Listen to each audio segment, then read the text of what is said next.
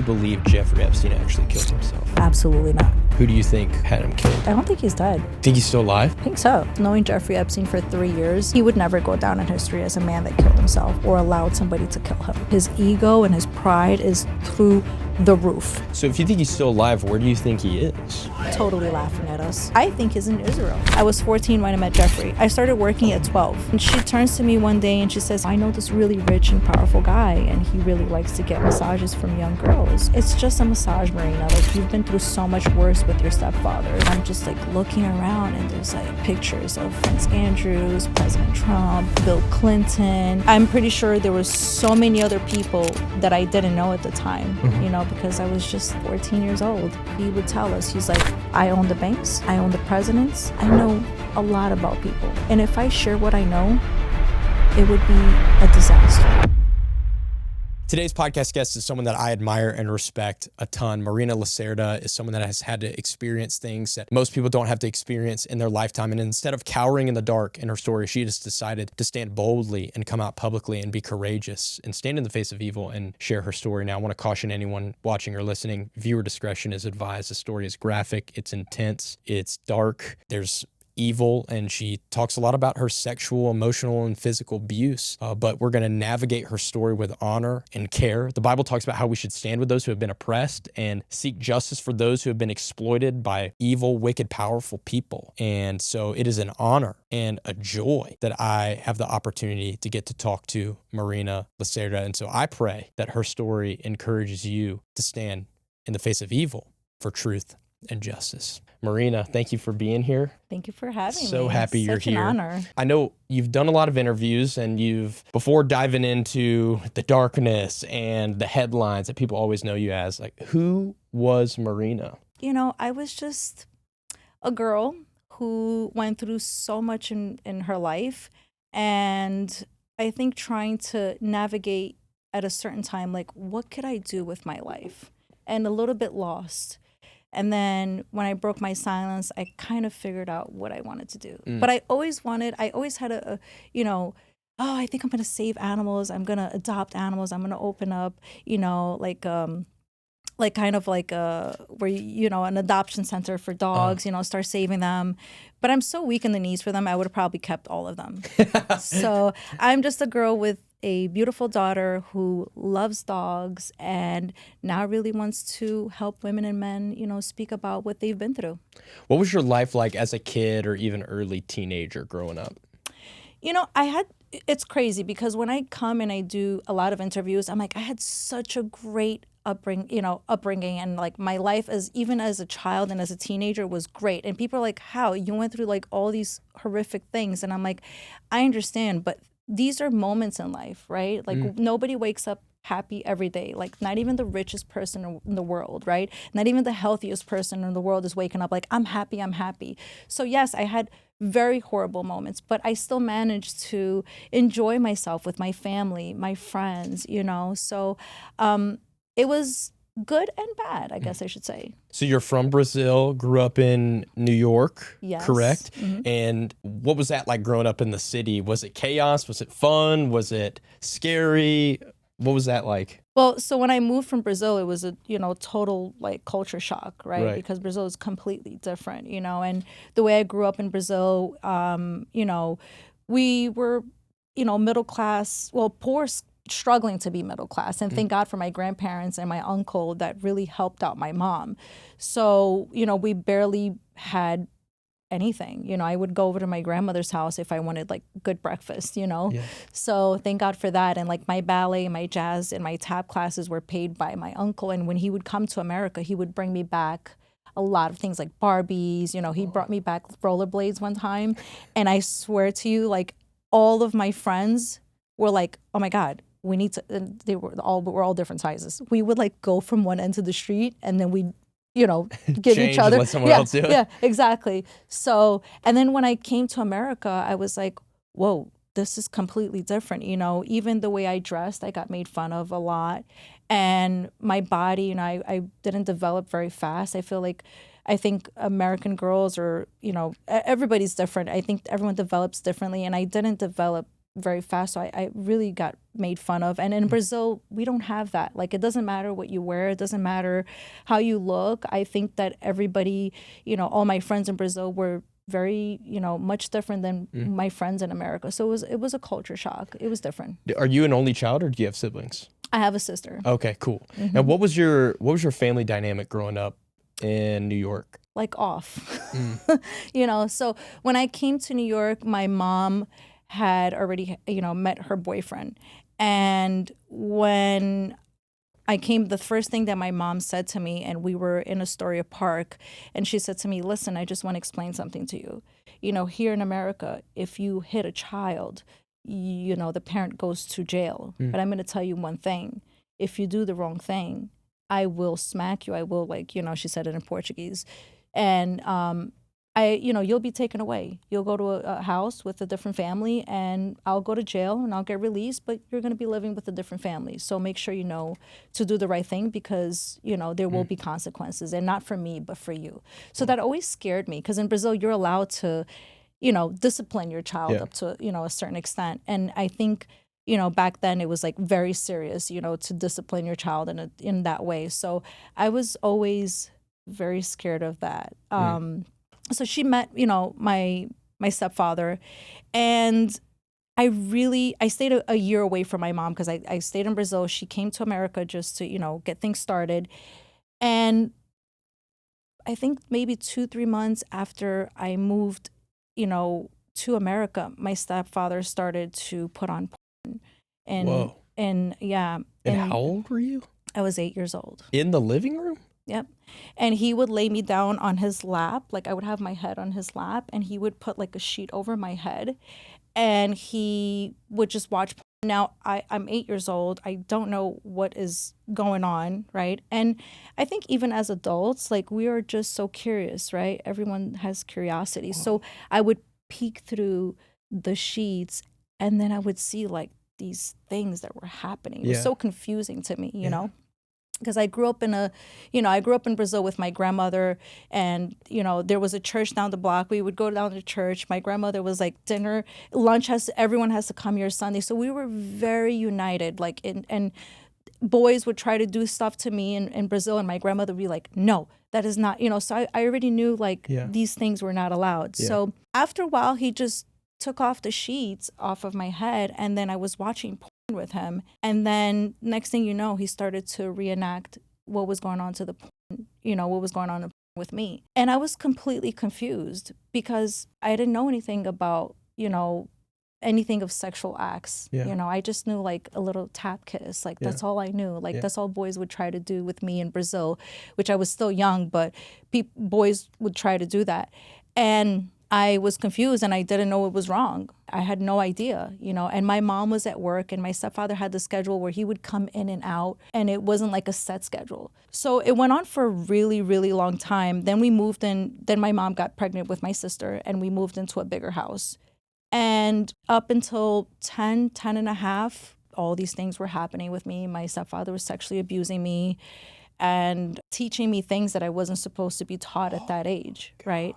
And it kind of messed me up later, actually, because you know, I started, when you can't have intercourse, when I had a partner and I was able to, and I was at the right age, I started to think that everything I was doing was sinful, because I later, you know, when my mom caught me and my stepfather in the bed, he was like rolling around with me, and I didn't know, and he threw me off the bed when she walked in.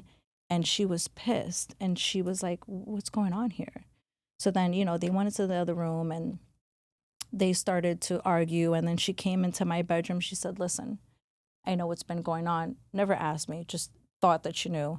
She's like, it's never going to happen again. I spoke to your stepfather. It'll never, ever happen again. Don't worry about it. And then she explained to me, you know, like, listen, this is an older man. He can't be touching you. This is not the right things to do, you know. And I was like, okay, well, this is absolutely wrong. He didn't stop. He continued. Whoa. So you're 8-9 years old. It went from, oh my goodness. So you're being sexually abused by your stepfather, and your mom had known about it. She found out at 10.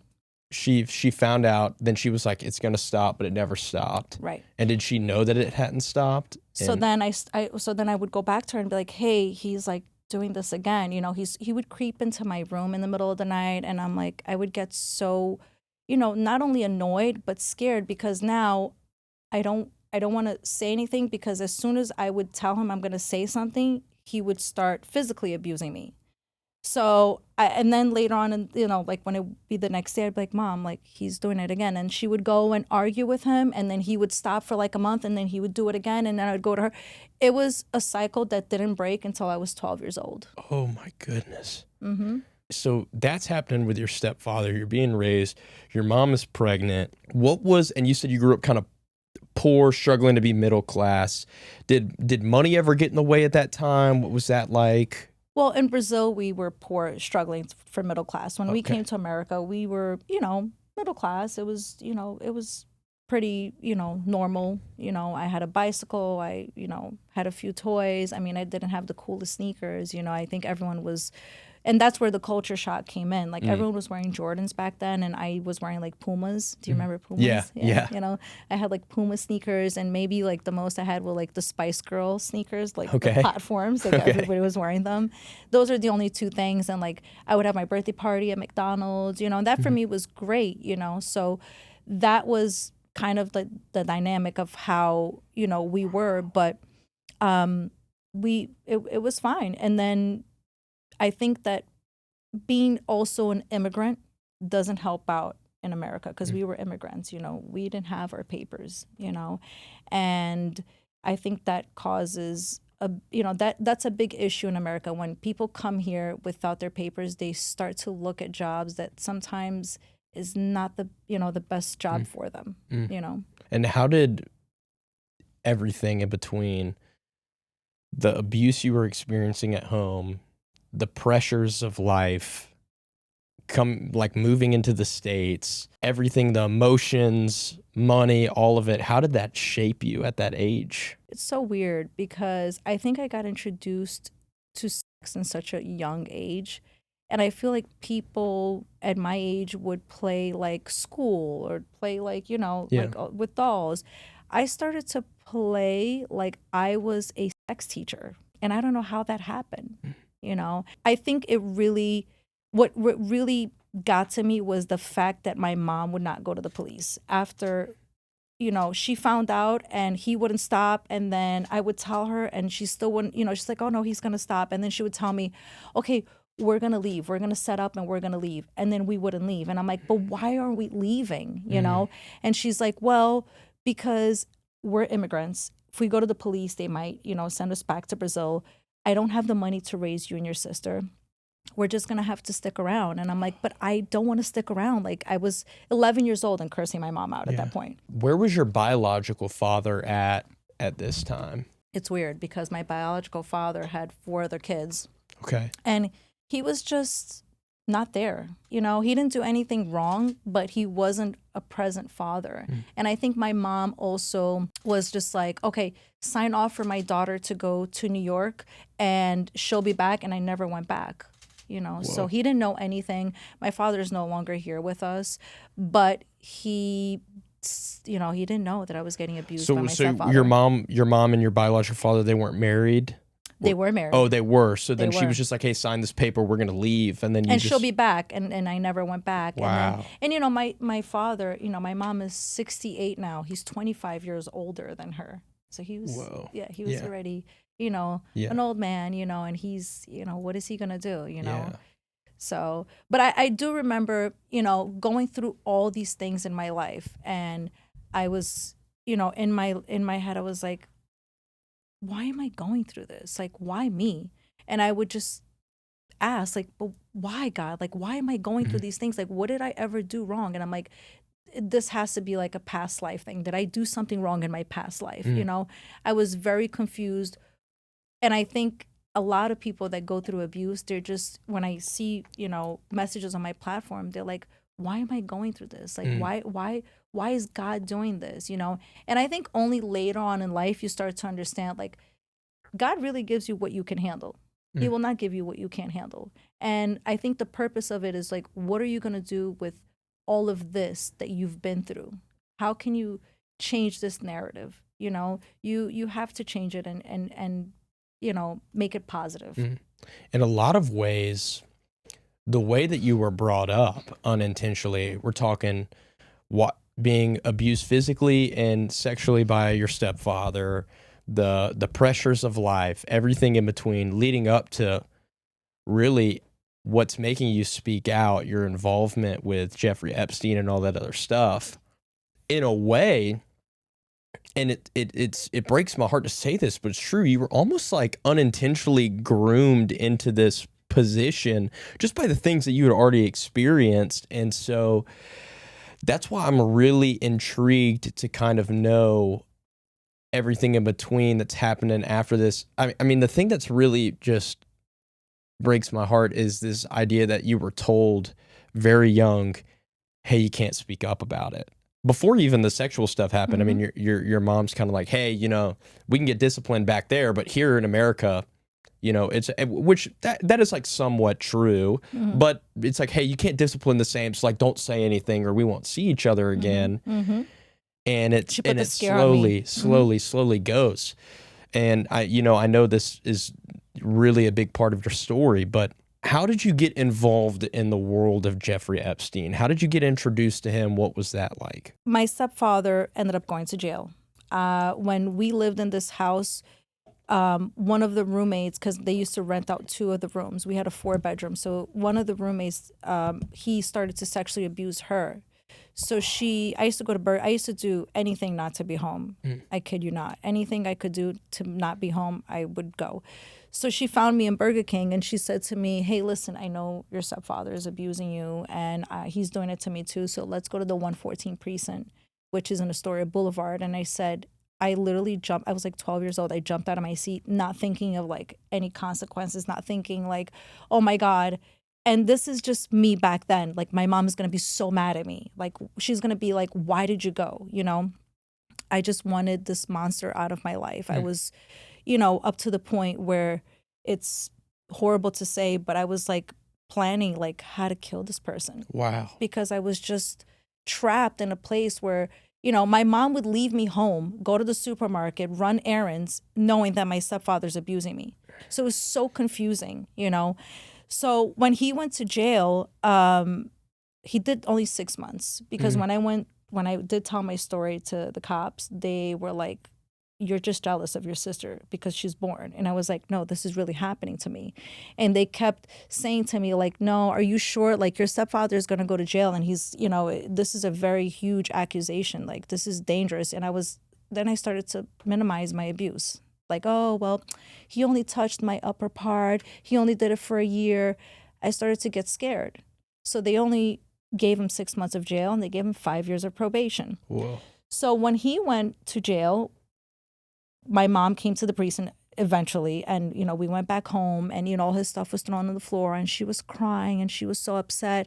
Now me at 12 years old, I'm like, oh my God, finally I'm going to sleep, a night without worrying about if this man's going to come into my room, And right there and then I knew that everything was going to change. My mom was like, well, you can't do your ballet classes anymore because we can't afford them. Oh. Well, guess what? Now we're going to have to all live in one bedroom in this house because you wanted to go and tell the cops about your stepfather. So now we have to rent all the other bedrooms. Like if I wanted to do anything, she's like, well, now we can't. Like, and it just became a lot like that. And then I was already kind of hanging out with the wrong people, and my mom was the type of mom, like if I was taking my younger sister to the park and I was doing what I needed to do, I would have the night for myself, which is crazy, right? Yeah. Like I have a 12-year-old daughter who's going to be 13. I would never let my daughter out by herself. So I would go out with no problem. And that leads to meeting the wrong people and doing the wrong things. And I had this girlfriend who I really, was with every day. And, she was definitely not the right person to hang out with. And she turns to me one day and she says, hey, listen, I know you're going through a lot of, different things in life. with your stepfather. I know you're going through this, very hard time, but, I know this really rich and powerful guy, and he really likes to get massages from young girls. And I was like, okay, but why does he want to get a massage from me? She's like, well, he just likes young girls. He just likes, pretty young girls. And it's just a massage, Marina. Like, you've been through so much worse with your stepfather. Oh. Yeah. And I was like, okay. I was like, well, at the time, she wasn't wrong, before I entered Jeffrey Epstein's world. I was like, it's not that bad, know? So we got in a cab. We got there, and she's like, listen, the only thing is he just wants you to take off your shirt. It's just like being in a bikini. She's like, it's the same thing. She just made it so okay. And being home and not being able to buy the food that we wanted, not being able to go to ballet, and getting blamed every day. The reason why we couldn't do these things were because I went to the police. Whoa. Yeah, my mom was really ruthless with me. Like, she would call me, it's a thing we say in Portuguese, it's called vagabundo, which means like you're a hoe. She'd be like, get up, ho. Like, go to school. Like, I wouldn't want to get up to go to school because I was working at nighttime. Oh. And so your stepfather was really like the financial provider. So when he leaves, you lose all your stuff. Really what you did was bold, courageous. You're tired of it, and your mom's blaming you. You lose the stuff. And so now when you're faced with this, you're like, I can get my stuff back. I can be a provider. You can't blame me. You can only thank me if I start bringing money home. Exactly. And so, and then even with the years of abuse leading up, you're like, oh, well, my stepfather did this, and that friend using that, like, towards you, well, he did this to you. All you got to do is, take your shirt off, and you're like, oh, what? I've been through worse. It did make sense at the time. And I also really wanted my relationship with, and I think all Latin women are like this. We are so, like, in love with our moms. Like, our moms are like our rock. And we just I just wanted our friendship and our relationship to be the way it was before. And I was willing to do anything for that. And I think up until last year, I was still doing that with my mom. So I was already working. I had worked, I was working in a real estate office. I worked in an import and export factory. I worked in a catering hall. I worked in so many different places. And before this opportunity. Before this. And you're like 14 or 12 or how old were you?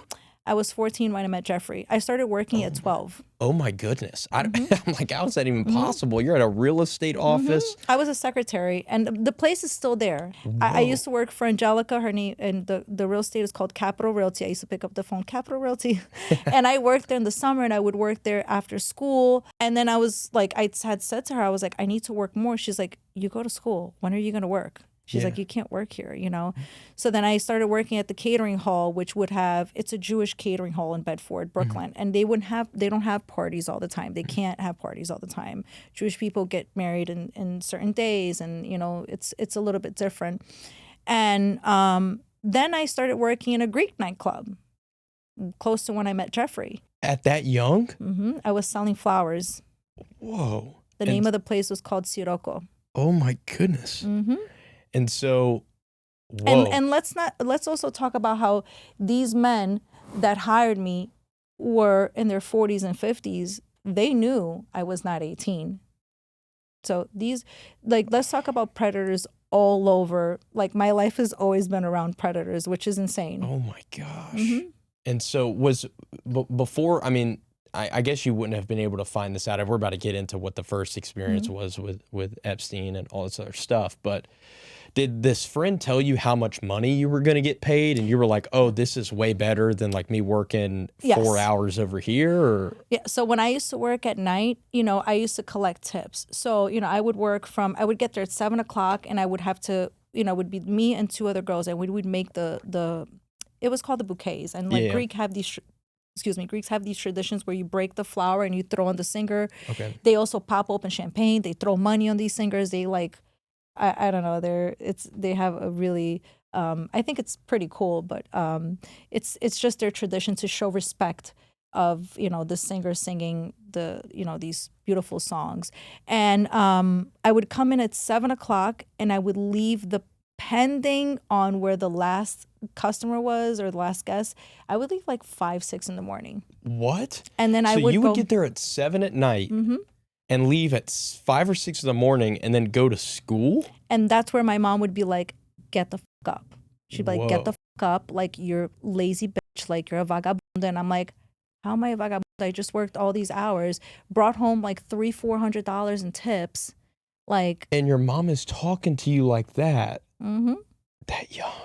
Mm-hmm. Oh my gosh. And then I would go to school, and then wherever I was, I would just sleep wherever I was. I would we would be like getting a bagel before school, and we would be in the stoop, and I'd just fall asleep. I'd be in class, I'd just fall asleep. And then it got to the point I'm like, damn, I don't even want to go to school because I'm so tired. And I would like start cutting school. I feel like I was completely misguided. So to think that you could get that same amount of money and do it in a couple hours and get to sleep and go to school, you're like, oh, this sounds good and it's not as bad. So the buildup was just, I'm just wild. It's interesting because from a biblical perspective, Satan, everyone thinks of the devil as like this guy who's red with a pitchfork and horns. Right. And he's intimidating. So if you see the devil, you're like, oh, stay away. But people don't understand. Satan is very handsome and seductive and slick. He's not like the red guy. He's like in a tuxedo with the slick back hair. And he knows what kind of, to hear this build up and then to hear this offer of going, here's this much money in a short amount of time and it's not as bad as your childhood was. Here you go. That, to me, like understanding, I mean, that just, oh my goodness, I've got so many questions, but you get in this cab, your friend goes with you. Yes, she goes with me, and she had told me, hey, you're going to make $300 for the half an hour, which I'm sorry, I totally forgot to say. A half an hour.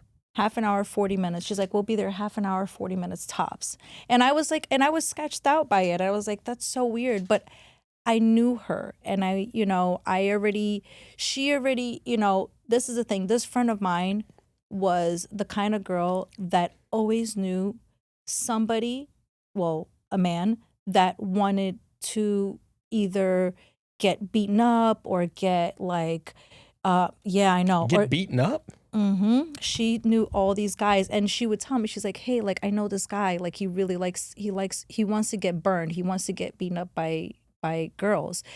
And at the time, I was like, oh yeah, I definitely want to do that, because I was hating older men. And you would like basically let your rage out. Oh my God, 100%. Stuff you've and then I would still make a little bit of money, not $300 because they weren't. Yeah. She wasn't getting that kind of, payout. But she would always lead me to these things, and I always tell her, like, listen, I love to do this because like I'm so mad at older men right now. But I always told her I don't want to be touched, because I was always touched all my life. So I was like, I don't want anybody touching me. So she already knew that I was okay with doing certain things, but I was not okay with anybody touching me. So when we went to Jeffrey's, she already knew what my limits were. So I believed that I was going to go there. I was going to massage him for $300, and that was it, you know?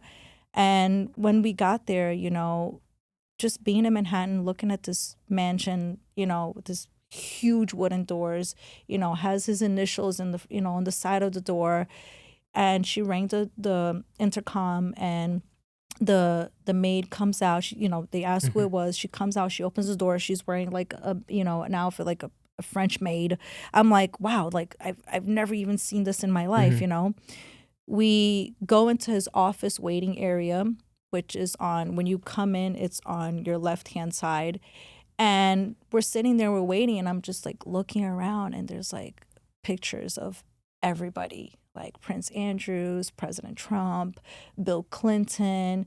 I mean, I'm pretty sure there was so many other people that I didn't know at the time, because I was just 14 years old, Like framed on the wall and stuff like that? He had them on he had a desk. On this waiting room was also like kind of his office room. He had another office room, and he had a huge desk, and he would have those pictures there. But then he had like a bureau, and it had pictures with Ghislaine, who we were like, is that his wife? And he always had a little girl in the pictures with him too. We as time went on, we were like, he's definitely married and has a daughter. We eventually asked him, which we'll get there. And so when I got there and I saw all of this, I was like, whoa, like this guy is like the real deal. She's never brought me to a house to a mansion. First of all, there's no mansions in Astoria, Queens.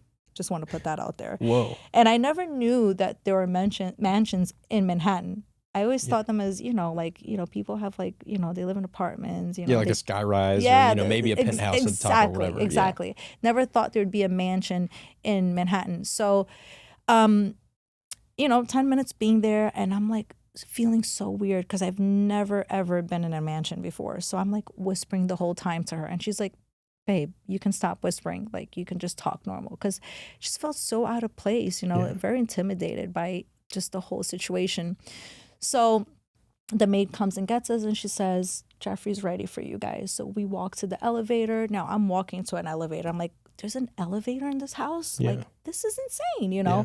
I'm 14. Again, for me, an elevator is just like in a place of business. Yeah. It's like, it was so out of the world. Like, everything was just so shocking to me. Yeah. And we get in the elevator. We hit the 3rd floor.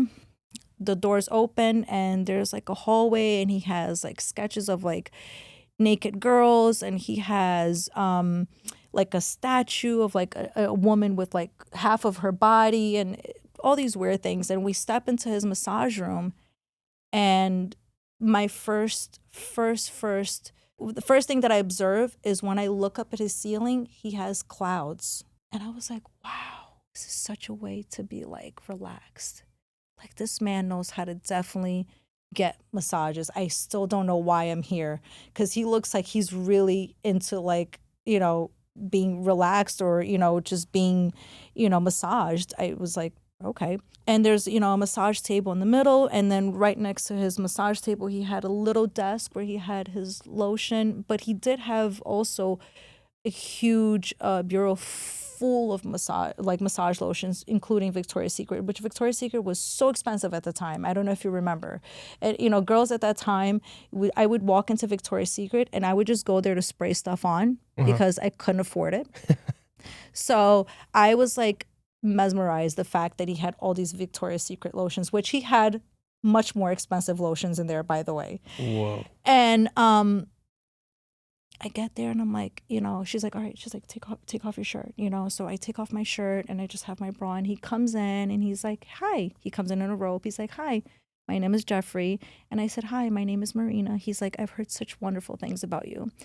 And I literally look at my friend like, oh my God, you've already said some things about me. How great is that? Like, thinking that she's telling him like, hey, my friend is from Brazil. She's struggling a lot, She's taking care of her family. This is what I'm thinking. I'm thinking she's already like kind of hooked me up with like telling him some of my story.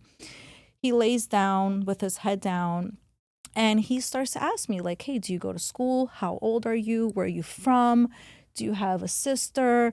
You have a brother? Where's your father? And I didn't tell him my stepfather had abused me. I was very embarrassed at the time about it. And he was really nice, really nice. And he's like, hold on 1 second, I have to get on the phone. He got on the phone, and we're just massaging him. And, in the middle of this conversation on the phone call, he goes, hit my calves, like, go to my calves. And I'm like, okay. So, we're massaging him. And then he hangs up the phone and he turns around and his towel comes off. I'm just thinking he's probably going to get up. The towel came off by mistake. And he looked at me and he's like, come here, and I came closer to his upper body, and he was like, he turned around to me and he said, can I touch your boobs? And I was like, no. And I was like, what's going on here? Yeah. Like, this was not, and then he goes, can you take off your bra? And I was like, I am not comfortable. Now I'm like, what do I do? Where do I go? I'm in the 3rd floor of a mansion that I've never been before. Everything, he had blocked off all his windows and put curtains over them. It's completely dark. The only light that we're getting is from the ceiling of clouds. I'm looking at my friend like, why would you do this?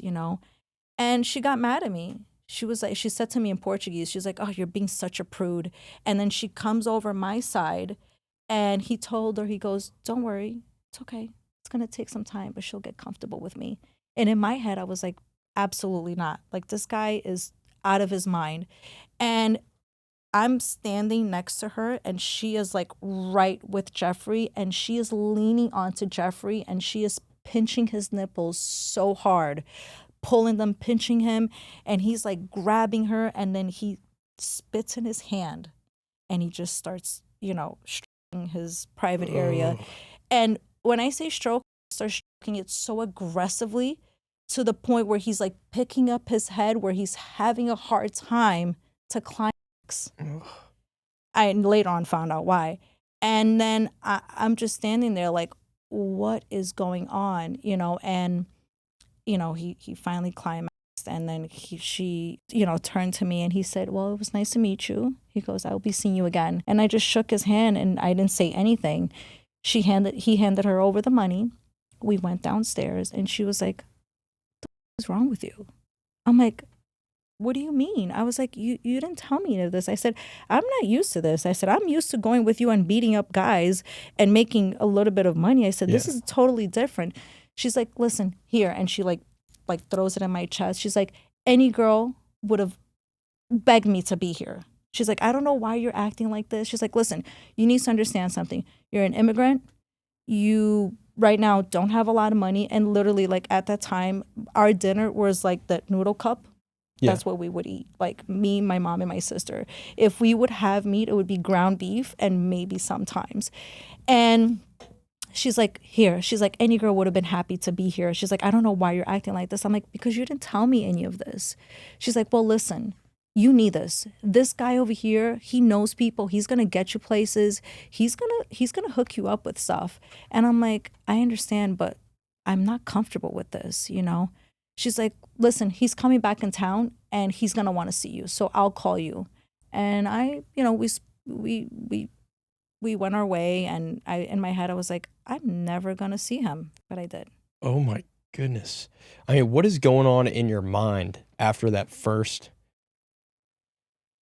That's heavy. Mm-hmm. That's really heavy. I can't even imagine. Yeah. I mean, what is going on in your mind after that first interaction when you get home? I'm going to be honest with you, because I am a very honest person. I didn't think anything of it. I just thought I made money. I could give it to my mom. We could buy some food. And I needed to get ready because I had work that night. And I needed to move on with my life. My thing really was, I needed to provide for my mom because I messed up, because I went to the police and I told on my stepfather, And I think that's been my problem up until last year, like trying to make things right with my mom, or ask for validation for my mom, or just, asking her to talk about what happened, and my mom will never admit that, like, she was wrong. And I think, like, that's the only thing I want to hear from her. Like, hey, I messed up. Like, and I think, like, being a mom or a dad, it doesn't mean that you are perfect. You're still human. You're allowed to make mistakes. I'm a parent. I make mistakes, Yeah. And I think the main thing here is to take accountability for it and say, you know what? I messed up. I really messed up. But how can I make it up to you today? It shocks me, but doesn't shock me at the same time that you were I didn't think anything about it. Because part of me is like, out of everything you've shared leading up to this moment, that sounds like the most intense sexual anything that has been described, at least just from our conversation here. I haven't lived it, but from everything you shared, I'm like, wow, that's intense. I think my most intense moment, my mom one day got upset at my stepfather because, I had told her that he was, because it was that cycle. Oh, he's doing it again. And she would get in a fight with him. So one night she says, we're going to sleep in the living room. And the living room, it was a bed, but she made it into a couch. And the top bed had two mattresses. So she moved one to the floor, and I slept on the floor and she slept on top. And in the middle of the night, my stepfather came into the living room and he crept into her bed. And he was like kind of like trying to like make things right. And I'm in the bottom bed, in the bottom mattress. And he turns and I hear her like, stop, like arguing. And next thing I know, they start having sex. And my mom is moaning. And my friend the other day did something similar to that. Like she did like a moan, nothing sexual. She was just like trying to explain something. And I said, oh, don't do that. I said, that just brought me back really bad memories. Yeah. And she's like, why? And I had to explain it to her. So my mom was moaning. Now I'm thinking, what is going on? Like, why is she moaning? You know, I wasn't thinking that we're having sex. And I went to go tap my mom, and my mom hit me. And she's like, go to sleep. So I had to lay in that mattress listening to my mom and my stepfather have sex and her. I think that memory for me is like one of the worst memories ever, because like nobody wants to see or hear their mom have sex. I mean, before we go any further, I'm so sorry. I mean, this is so, and I know you're going to say, well, you know, I've been through this and but like really, I mean, for you, that's normal, but that's not normal, you know? And I'm so sorry, but I can totally see how now, I mean, that clarity, and there's probably so much more that you haven't said leading up to first encounters with Jeffrey Epstein. And then you're just like, well, I mean, that was weird, but not that bad.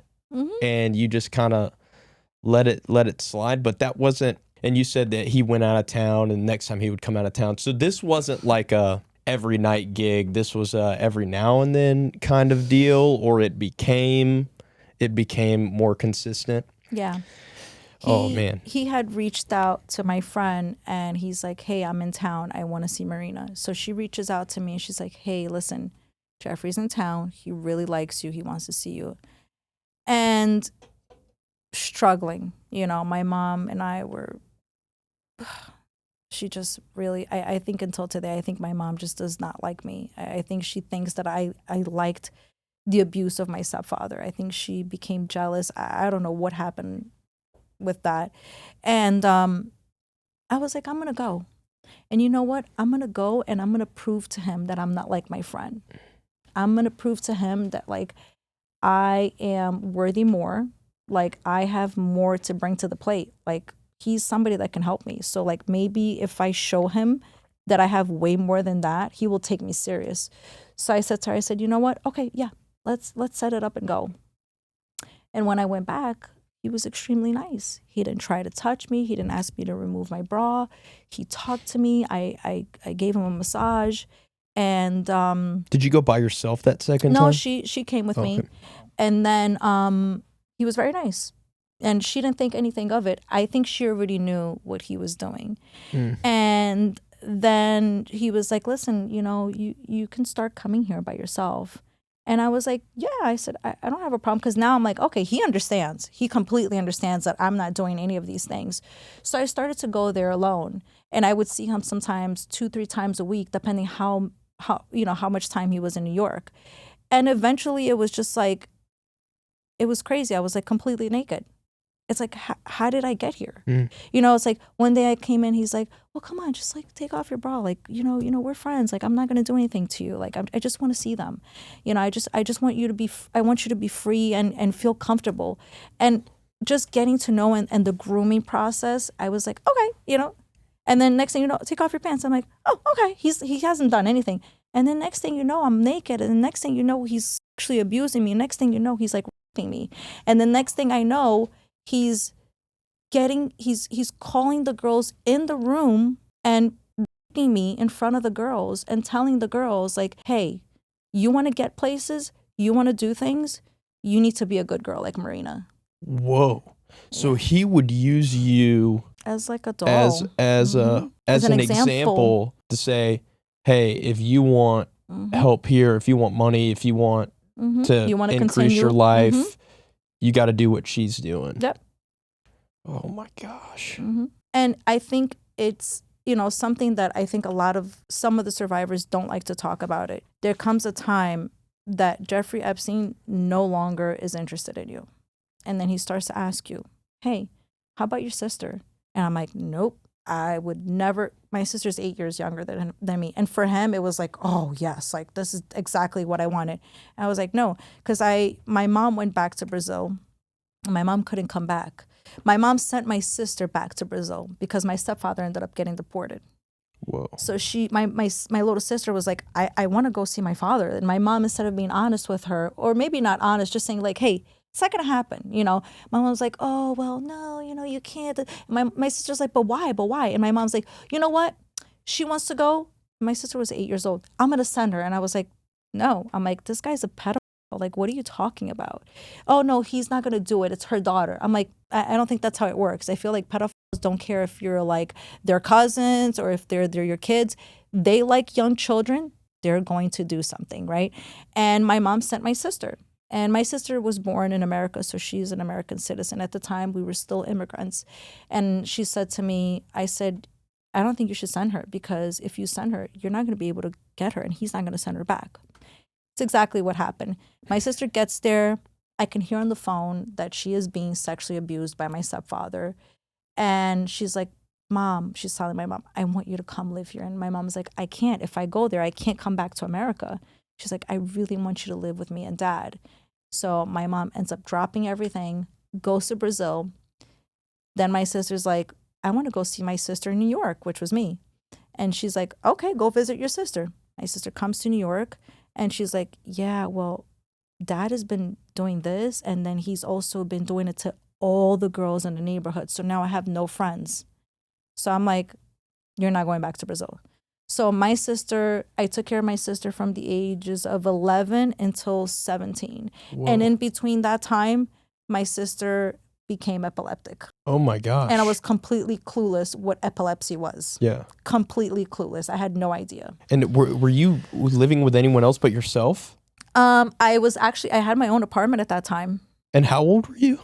I had a lease at 15 years old. Oh my goodness. Yep. So I had to move out because after my stepfather got out of jail, maybe 2 months or 3 months after, my mom was like, hey, your stepfather's moving back home. I was like, what? I was like, what do you mean? Like, I'm like 14 and a half, like almost 15. So my boyfriend at the time was like, you're not going. Like, we're going to rent an apartment. Meanwhile, my ex-boyfriend at the time, beautiful, awesome parents. I mean, like because, you know, obviously I didn't have the best parents. Mm-hmm.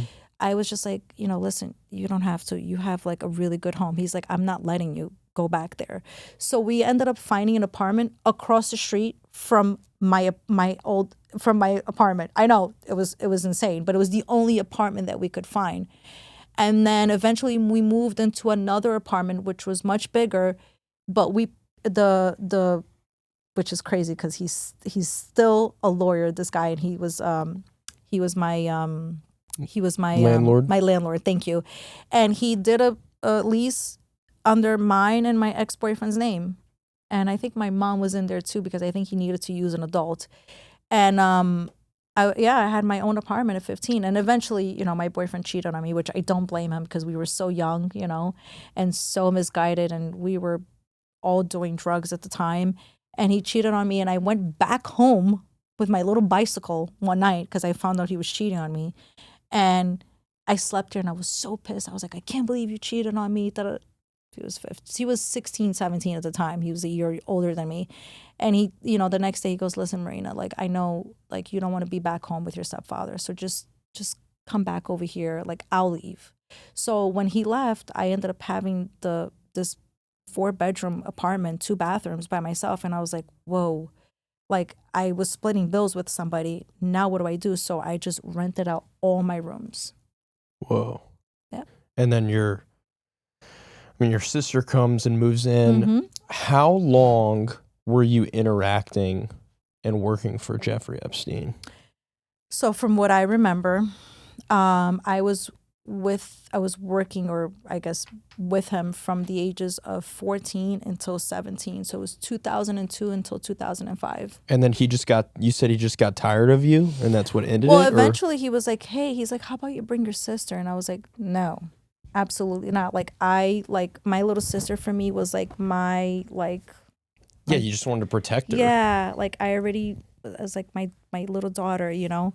And I was like, no. And he's like, you got to bring me somebody. He's like, I'm like getting bored of you. And I'm like, I'm not bringing anybody here. I'm like, I'm embarrassed of this. This is super embarrassing. Didn't tell any of my friends, you know? But it so happened that I met this European girl on my block, and I was still living across the street at the time, across the street from my old from where I lived with my mom. And I was walking my dog, and this girl was sitting on a stoop, and we just became friends. And she was like, my brother is abusing me. My brother, has this girlfriend. He's like, physically abusing us. And then one of her mom's friends, the uncle, was like locking her up in the bathroom and sexually abusing her. She was going through so much. So I was like, hey, listen, come live with me and my boyfriend. So she moves in with me, and she's like maybe 6 months older than me. And I came home one day, and she always used to ask me, she's like, where do you go in the city? She's like, where are you going? I'm like, oh, I just go, I walk around. I would never tell her. Yeah. So one day I'm like, hey, I like want to tell you this, but I'm so embarrassed. And I told her like everything about Jeffrey Epstein, and she's like, I want to go there. She's like, I need the money. And I'm like, but I have to be honest with you, like it'll eventually lead up to this. She's like, I don't care. She's like, I need money. I don't want to live with you for the rest of your life. And I'm like, okay. I'm like, you sure you want to go? She's like, yes, I want to go. And I brought her there, and then it was like, we knew another friend, and this other friend wanted to go. And then next thing you know, all of Astoria, all these Latin, all these European girls just didn't come from a good home, were misguided, were using drugs. A lot of them also came from another country, and their parents were like, Brazilian people have this thing, Latin people, I'm sorry, not just Brazilian people, Latin parents have this thing like, hey, we'll give you $5,000. You go to America and go rent a room out and go to school. No 16, 17, 15-year-old is going to come to America and do an English, go to English school and learn English and be able to survive on $5,000. And they're like, well, you'll get a babysitting job. How are you going to get a babysitting job with no English, no background, no experience? American people are not like Brazilian people. They want to go through your background and see like where you worked. So it doesn't work out that way. And when these young women come to the country, the first thing they do is like, what can I do to make money? So then everybody in Astoria kind of knew that me and this girl were seeing Jeffrey Epstein. So everybody would come up to us. Hey, listen, we heard that, you're giving massages, and we would be embarrassed. They're like, no, we want to go too. Like, we want to get out of our house. Like, and then some of these girls would live in my house for like 3 months at a time, and they would move on. And, some of these girls, I think that I don't speak to, Jeffrey Epstein ended up helping them. And people were coming up to you because he was popular, powerful, and then they had just heard through other people. So They're like, it's not like just, oh, we're going and working for this random man. It's like, oh, we want to go talk to the really rich guy and get the money. And all these women, all these girls didn't come from a healthy family, like a good dynamic. And when I say this, I'm not talking about like a broken home, like a divorce. Because there are divorce. I'm going through a divorce right now, and me and my ex-husband, we co-parent, like we are on top of it. We talk about everything. And I'm not talking about that. I'm talking about there's drug abuse home. A lot of these moms did not care. A lot of these parents did not care. A lot of these parents weren't present. They weren't even in the country, So it's people need to understand that, Did you have his personal phone number? Because then you started going alone? No. So how were you knowing when to go over there? You had like someone that... His secretary. Gotcha. I mean, do you ever think about the maid or the secretary? All the time. All the time, right? And they knew it was going on because the maid took you up there. You said it earlier, and she was like, all right. The maid, the driver, sometimes the maid wasn't there. He would have his, security or his driver would open up the door for us. I've had furniture delivered in my apartment by Jeffrey Epstein because I was like, oh, I need to get new furniture. He was like, I'm getting rid of my furniture. I have so much furniture in my basement or wherever he said it was. He's like, I'll have my driver send it over to you. So he gave me all his old furniture. There were so many things that now I look at it, I'm like, wow, like we would walk into his mansion on broad daylight where Howard Lutnick lives right close to him. So it's like, you would think like people are outside looking. Like there's people in Manhattan all the time, where he lived, it was pretty, there was a lot of people walking, but I think that, you know, we have that saying like in New York, like just mind your business, like, you know, like keep to yourself. So I think that's a very New York thing. Like just if it's not your business, then just stay out of it, you know. It's like almost like my abuse with my stepfather. Everybody knew about it. Like my neighbors downstairs knew about it. My best friend's mom knew about it. My friends' parents knew about it because they were coming over and they were getting abused and they would go home and then they weren't allowed to come back. So nobody said anything. So it went on for a long time. Nobody wants to get involved with the police. I figured, you know, I mean, I can also understand the intimidation factor of someone like a Jeffrey Epstein going, not only is this guy abusing me, but powerful, wealthy, and in your shoes from what you've described, I'm an immigrant with no dad and no money. I'm not messing with the really rich, powerful, popular guy. And he made it clear, too. He made it clear. He's not like, to mess with him? Oh, he would tell us, he's like, I own the banks, I own the government, I own the presidents, I own Prince. I know a lot about people. And if I share what I know, it would be a disaster. He's like, I know everything about everybody. And he used to be, you know, later on, when me and my girlfriend used to go there, he'd be on the phone with celebrities. He'd be on the phone with all these, you know, some of these people from Congress, and he would put us on the phone with them, like, say hi to this, you know, beautiful young girl that's giving me a massage. And they'd be like, hey, and we would feel like, oh my God, we're important. He's like showing us off. And we'd be like, hey, you know, like so happy. Like there was one celebrity that we're like, oh my God, like we think he's so funny. We absolutely love him. Like, oh my God, I can't believe you're friends with him. He's like, I'll call him up right now. He called him up and we're like, oh my God, we're huge fans of yours. Like we think you're so funny. We absolutely love you. And he's like, yeah, he's like, and then he got on the phone with Jeffrey. He's like, hey, Jeffrey, we're supposed to fly to, you know, to this place soon, you know. He's like, yeah. He's like, I just wanted, you know, you to say hi to the girls. The girls are a huge fan of yours. So he would brag about that he was getting massaged by young girls. Do you believe Jeffrey Epstein actually killed himself? Absolutely not. Who do you think had him killed? I don't think he's dead. Think he's still alive? I think so. Oh my goodness. What do you think? I don't know. I remember. I just turned this whole thing over. I was like, "What do you think?"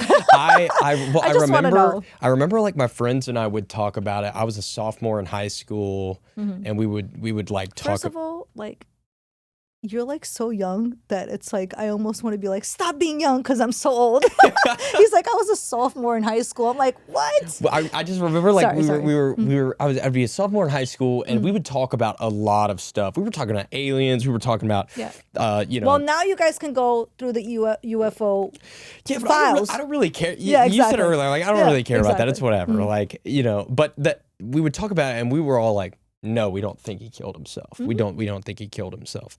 But we never really had the thought of like, oh, is he still alive? We just thought he didn't kill himself. Somebody killed him. But could he be alive? I don't know, because I see all these videos online where people think they saw them and things like that. And then I remember I saw... It's not Palm Beach Pete. We're gonna get that clear. I was going to ask you if you knew who that was. Yes, we do. I do know Palm Beach Pete. Through a friend of mine knows him very well, and he's very annoyed about the situation. For someone that doesn't know who Palm Beach Pete is, he's this guy that looks just like Jeffrey Epstein, and he happens to live in Florida. But it's and no, not only just live in Florida. It's like 2 blocks away from his house. Oh, is it really? Yes. Oh, wow. Well, it is. 2 blocks away. But it's not him. It's not him. He's very annoyed by that. He looks like Jeffrey Epstein. Yeah, and but he can't even control that. He can't. And also, like, we also have to understand, like, we are, like, why are we praising this person? Like, why are we glorifying somebody that looks like Jeffrey Epstein? Yeah, I don't like that part of internet culture where like people are make memes and they glorify like the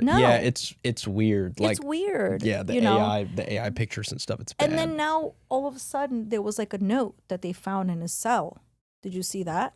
Yeah, I just saw it the other day where it said like it was like scribble writing and you could barely read it and. Not fun. Yeah.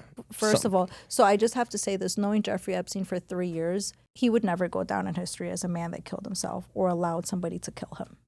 He has his ego and his pride is through the roof. So if you think he's still alive, where do you think he is? Totally laughing at us. No. I mean, I think he's in Israel. And I mean, I could be wrong. Maybe somebody did kill him, but I think he's still alive. I think he was somebody that, was too important to stay alive, right? Let's say too important to stay alive, knew too much. But then he was somebody also too important to be like, okay, like somebody can kill him, or because he was never going to kill himself. I can promise you that. Like, there's no way Jeffrey Epstein would go down in history as a person that chickened out and killed himself. Because I know people are like, oh my God, you have to be brave to kill yourself. I don't think that. I think you're trying to run away from your problems. And, you are, you are, unfortunately, you are a weak link and you want to kill yourself. Like, you want to get away from your problems and it's the easiest way out, right? So I don't think that's Jeffrey Epstein. I think he is the type of person that's like, I am going to stay alive. I am going to beat the system. And everyone here is going to help me because I got stuff on you, on you, on you, on you, on you. And everyone is going to do whatever it takes to keep me alive and get me out of here. So I think he's alive. Did you ever travel with him, go anywhere? I was an immigrant. So you couldn't? I couldn't. And also, a lot of people ask me, like, you weren't trafficked to other people. The only person I was trafficked to was Ghislaine. People have to remember this. We were like hood girls. Does that make sense? Like, we were from the streets. Like, we had this mentality of like, we needed to make money and we just needed to pay for our bills and take care of what we need to take care of. Jeffrey was not going to bring us around his friends. That was for sure. And traveling, I mean, at that time, we were so scared. Like, I wouldn't even get up and go to Florida. I was living in New York and like all my friends like, oh, we're going to Florida. I'm like, yeah, I'm not going because I don't have my papers. At that time, it's like how it is now, how ICE is now. Like, people don't even want to travel, Forget about plane. Now people don't want to travel because they're scared of ICE, So you started becoming public about this September of 2025, so not even a year ago. Yeah. What was it like keeping all of this private up until last year? When the FBI came to me in 2008 and I got subpoenaed in 2008 to go to West Palm, right? Because he got the sweetheart deal in 2008. And I was scared. And I called him when the FBI came and knocked on my door, the house that I was living by myself on 41st Street. They came and they knocked on my door and I like closed the door on them. I was like, I'm not talking to you. And literally the FBI agent threw her card and was like, you're going to talk to me whether you like it or not. So I went upstairs and I called Jeffrey and I was like, why is the FBI calling me and asking me about you? He was like, don't call me back. Don't call me. Don't call the office. He's like, I'm going to have a lawyer call you. So he got a lawyer for me. And when I went to the lawyer's office, I was like, am I supposed to be honest here? Because I knew they knew. Like, there was no way that they did not know what Jeffrey Epstein was doing. They were like, you need to be very honest here. And I started to be semi-honest because I was like, these people are not protecting me. And when I was honest about the whole situation, they were like, you're going to jail. And I was like, what? They're like, you're going to jail. You mean to tell me you brought your friends to Jeffrey Epstein's house? I said, he asked me for it. And a lot of these girls needed to go. They were like, you're going to go to jail. So I was like, what? I'm going to jail? They're like, yeah, you might have to go to jail. So I was so scared. I was like, wow, man. And I remember it was June in 2008. It was close to my birthday. I was like, I can't believe this is happening close to my birthday. So it was such a time where I just erased everything from my mind. All I know is that one day I got a phone call saying, hey, don't worry. You don't need to go to West Palm. You don't need to do nothing. I was like, okay. I was like, I never, and back then we didn't have Google. I didn't look up Jeffrey Epstein. I was just like, thank God I don't have to do this, right? Then fast forward 2019, I'm, separated from my husband at the time. We had separated, living with my daughter. Now my mom's back in America living with me. And the FBI knocks on my door. I wasn't home. My mom is like, what did you do? And I was like, nothing. I'm like working. Now, at that time, I was working in a strip club as a manager, okay, as a VIP manager. And I'm like, absolutely nothing. I have a legal job. I'm not doing anything illegal. Like, I know I owe money for my taxes, but I was like, the cops, at the time, I thought it was the cops. So I was like, oh my God, I registered my car in New Jersey and I live in New York because I didn't want to pay high insurance, And I was like, oh, they caught me with that. And I'm in the supermarket and I'm calling my friend. I'm like, hey, listen, they're about to take me in, but listen, bail me out because I need to get bailed out because I screwed up because I wanted to be a jerk and like put my insurance in Jersey. So I come back home and, I open up my door and I close the door and the cops that I thought was the cops, it was actually the FBI, and they knock on the door and they're like, hi, are you Marina Lacerda? And I was like, yes, I am. They're like, can we come in? And I said, sure. So my mom went upstairs with my daughter and they said, we want to talk to you about Jeffrey Epstein. And my whole body, my heart just like dropped. I was like, this can't be true. Like, this can't be serious. Like, this is going to haunt me for the rest of my life. From 2008 till 2019, I said, oh. So, we started talking a little bit and they started to ask more deep questions. And I said, I'm sorry, we can't talk about this right now. I have my daughter upstairs, my mom's upstairs. And they were like, it's okay. We're going to give you a list of lawyers. You do have a right, you have a right to obtain a lawyer. So we're going to give you a chance to get a lawyer. And, when I got a lawyer, they still didn't explain to me that I was supposed to go to West Palm. And if I would have went to West Palm, Jeffrey would have never gotten that sweetheart deal because they would have started investigating in New York. But he knew to take that sweetheart deal because if he didn't, I was going to go on stand. Whoa. And if I would have went on stand, they were going to be like, wait a minute, there's a whole bunch of other girls in New York. We thought this was only happening in West Palm. Can you explain the sweetheart deal? The sweetheart deal was Alexa Costa, which was in 2008.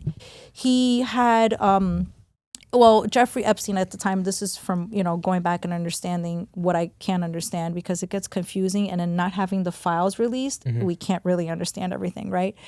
So Jeffrey Epstein had gotten caught for procuring a minor, prostituting a minor, which I find that crazy because can a minor really be a prostitute, right? Like I feel like that's a weird, I still don't understand that. So he got caught with that and then he got caught in West Palm and they, were saying like, hey, listen, you're going to go to jail for a really long time. And then the FBI comes to me and they're like, hey, we know about you. That's when I called Jeffrey and I'm like, but why are they looking for you? And Jeffrey already knew he had problems in West Palm. So his mind was like, let me get her a lawyer that's going to be on my side because if she goes and finds another lawyer, which I didn't have money at the time, he was like, they're going to tell her she needs to go on stand, like, but I had already gotten subpoena, so I had no choice. So what happened was Alexa Costa and everybody was like, listen, if you don't take this, you're going to have this girl from New York come in and testify against you. And if she testify against you, she's going to tell them about all the things that you've done in New York, including other girls. And these other girls brought other girls. These other girls, it's just such a huge pyramid. And so Alexa Costa was like, listen, just do 13 months and, you'll be set. Like you'll be able to, to have work release and all that. And Jeffrey Epstein took it and he was like, yeah, I'm going to take it. And then I didn't have to go to West Palm. So that's why they call it the sweetheart deal. Because if he didn't take that, I would have went on stand and they would have investigated a little bit further into New York. You've talked about how you only really started to understand what had happened to you until you started to speak out. What do you mean by that? Well, when you're abused, you go into different cycles of abuse, right? I got into my marriage, and when I first met my husband, I was like, oh my God, he's jealous. It's so cute. It's not cute, right? And that progressed into something even worse. And then my ex-husband was physically abusing me. It was so bad to the point where like I've had a gun pointed to my head. I got body slammed. And then when I got pregnant, it was like he would leave the house. He would leave me home. He would never be in the house. He was cheating on me. And he would be like telling me like, listen, you're going to stay home and that's it. You're pregnant and that's it. And then I had to get married to him. I didn't want to get married. And I didn't want to get married in an Orthodox church. I wanted to get married in the beach. You know, I never had gotten baptized. So then I had to get baptized. I had to do all these things just to get married to this man. And I just felt so much pressure, you know. And then I had my daughter, and it was like almost like he got a little bit softer, and he like didn't physically abuse me, but it was so much emotional abuse. I was like, oh my God, like I can't do this. And that's when we separated. And then when the FBI came looking for me in 2019, I went right back to him, and it was even worse because I wasn't working because COVID happened. And now I was prescribed Xanax, but then I started to abuse it. So now I am taking Xanax, like 10, 15 pills a day. Whoa. Just to cope? Just to be numb. Wow. Just to be numb. But wouldn't you, I can understand that, but would you feel like you'd been numb since 8 years old? Because you're from what you said, I mean, I get like the feeling of numbness, but just in general, from 8 years old to what you're saying now, it's just different forms of abuse, whether it was sexual, emotional, physical. And so you're kind of not really getting to process it until you speak out. And that's, gosh. I just wanted, I don't know, you still feel things, you know, especially when the FBI is on you, you know, and you have all this pressure to testify against somebody. And then you also have to tell your friends that you're about to tell the FBI about them as well. So it was a lot of pressure. And I just really started to, and the thing is, the Xanax I was getting, it was from the street, so it wasn't even Xanax. It was like fentanyl. Ooh. It was really bad. It was really bad. And then COVID happened, and I was like, oh my God, like nobody was working. My daughter didn't have to go to school. I was just taking like a whole handful. And it just shows how absent my husband was, that he did not know that I was on drugs. Wow. Like nobody knew. And we made the decision to move down to Florida. So I went and bought 4,000 pills of Xanax and put it in a box of one of the moving boxes that was coming down to Florida. And I just threw it in there. Now, not knowing like what box was it. We had over 200 boxes because we put numbers on them. Just threw in a box. And our moving day got pushed back. And I was like, oh, okay. So now I call, you know, the guy that I used to get my drug dealer. I was like, hey, I need more Xanax. He's like, I can't. I gave you 4,000 Xanax. I'm like, oh my God, I have no more Xanax. He's like, I don't know what to tell you. So then I started to get withdrawals. And now I'm not telling anybody because I have no more Xanax, right? Not sleeping, not eating. Like my stomach was a complete mess. And by the 5th day without Xanax, I'm laying in bed with my my husband at the time, and my daughter, and I fall over and I start to seize. And I think everybody was confused. I didn't know what was happening, and I'm seizing. And next thing you know, I am in my driveway with my orange pants and my Adidas sneakers that I had at the time, and I'm looking down. And I'm like confused, you know.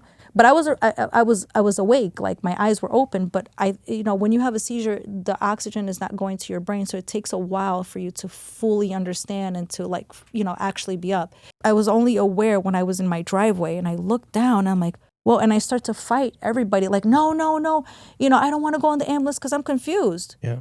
And they were like, no, ma'am, you had a seizure. And I was like,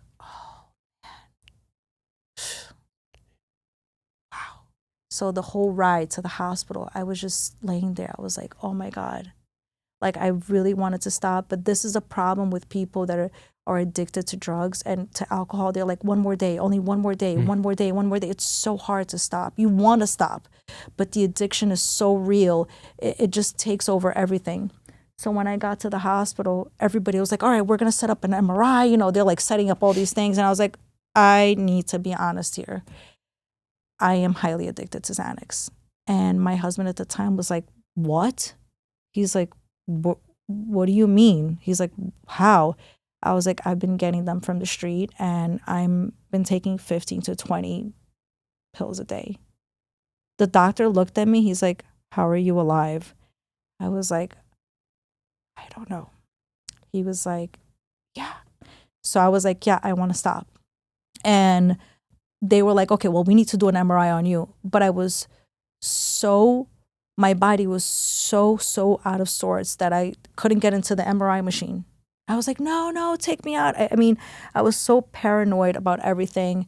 And I got out of there, and my ex-husband was like, you're not stepping foot in New York. You're going straight to Florida. And I was like, all right, fine. So I go to Florida, and now I'm in Florida, and now I'm like, oh my God, I've only been without Xanax for 7-8 days in my body. So now I'm still withdrawing, and I can't eat. I can't sleep.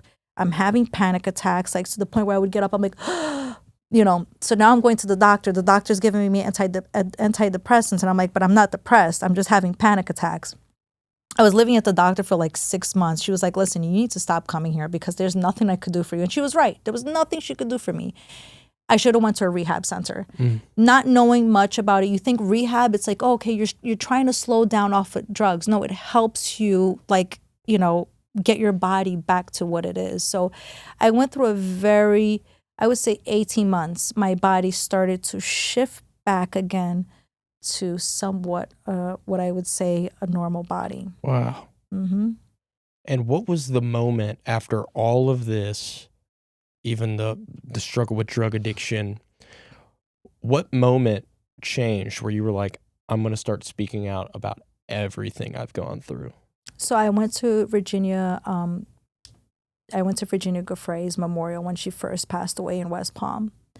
And Brittany and Brad, who are my lawyers, they actually were looking for me for a really long time. They weren't my original lawyers, but they were looking for me. And when they found out I moved to Florida, they found me and they were like, we want to meet you. And I'm like, okay. They were like, you're a very important piece of this. And now Brittany and Brad, were working on the case for years. They did the Filthy Rich documentary. They were doing, investigating this and for years. So they were just trying to figure out who was minor victim one. Like, who is this girl? We want to meet her. So we ended up having dinner together, me, Brittany, and Brad. And they were like, we've been trying to look for you since 2007. And I was like, whoa. Yeah, I know. I was like, wow, I feel like I wasn't that hard to find, They're like, yeah, well, we've been looking for you. Because they really wanted me to go to West Palm. Yeah. But if I would have known that they wanted me to go to West Palm, I would have reached. Were they involved in the sweetheart deal? They weren't involved. They were just like, they were the lawyers for West Palm. For the girls in West Palm. Gotcha. So they were like, if we get this girl from New York, he may not get the sweetheart deal. But, there was so much corruption behind it that they couldn't, that's why they were looking for me. Like, we just want to get this girl here. They didn't know that Jeffrey Epstein had hired the lawyer for me. They had no idea of that. And when did you meet them? I met them in 2024 or 25, I think. Over a decade they looked for you. Yes. Oh my gosh. And all the girls that were in Florida that knew me, or they couldn't find my number. They didn't want to look for me. They didn't. So it was so weird. So they were like, we had dinner, and they were like, well, it's so nice to meet you. So we kept in touch, and they were like, hey, listen, Virginia, who is one of your survivor sisters? Now, I didn't know about the survivor sisters. I didn't know about the girls in West Palm, all this. So they were like, we want you to come. It's going to be a memorial for her. And I said, of course, I'll come. And I get there, and of course, I know a couple of the girls. And, I was like, wow, okay, there's a lot of us, there's girls in here from New York that moved from New York to Florida as well. And I get there, and it's beautiful memorial. Oh my God, I've never met Virginia, but between her brother and her sister-in-law speaking, and Sigrid, which is was Virginia's lawyer. I mean, I was crying. I was like, I've never met this beautiful soul, but she's worked so hard and was victim shamed, and people were calling her a liar and all these things. And I was like, wow, this is insane, So in the end of the memorial, we all had little butterflies in the cup, and we let it, we let it out because she loves butterflies. And I got to speak to some of my, survivor sisters, and, not about the abuse, and just talking about how they've been doing a lot of advocacy work and, fighting for this. And I was like, wow, that's pretty cool, And I think 3-4 months later, if I'm not mistaken, 3-4 months later, Brittany's like, hey, would you want to, talk about your abuse in front of the Capitol? And I was like, whoa, that's a bit much. She's like, well, listen, you think about it, it's something that, it's an option, if, you want to do advocacy work and you want to, maybe, change some lives and, get other women to speak, it would be nice for you to open up. Yeah. And I said, I got to think about it. So I spoke to my husband at the time. He was like, you're crazy. You're going to go out there. This is going to, this is going to mess up Victoria's life.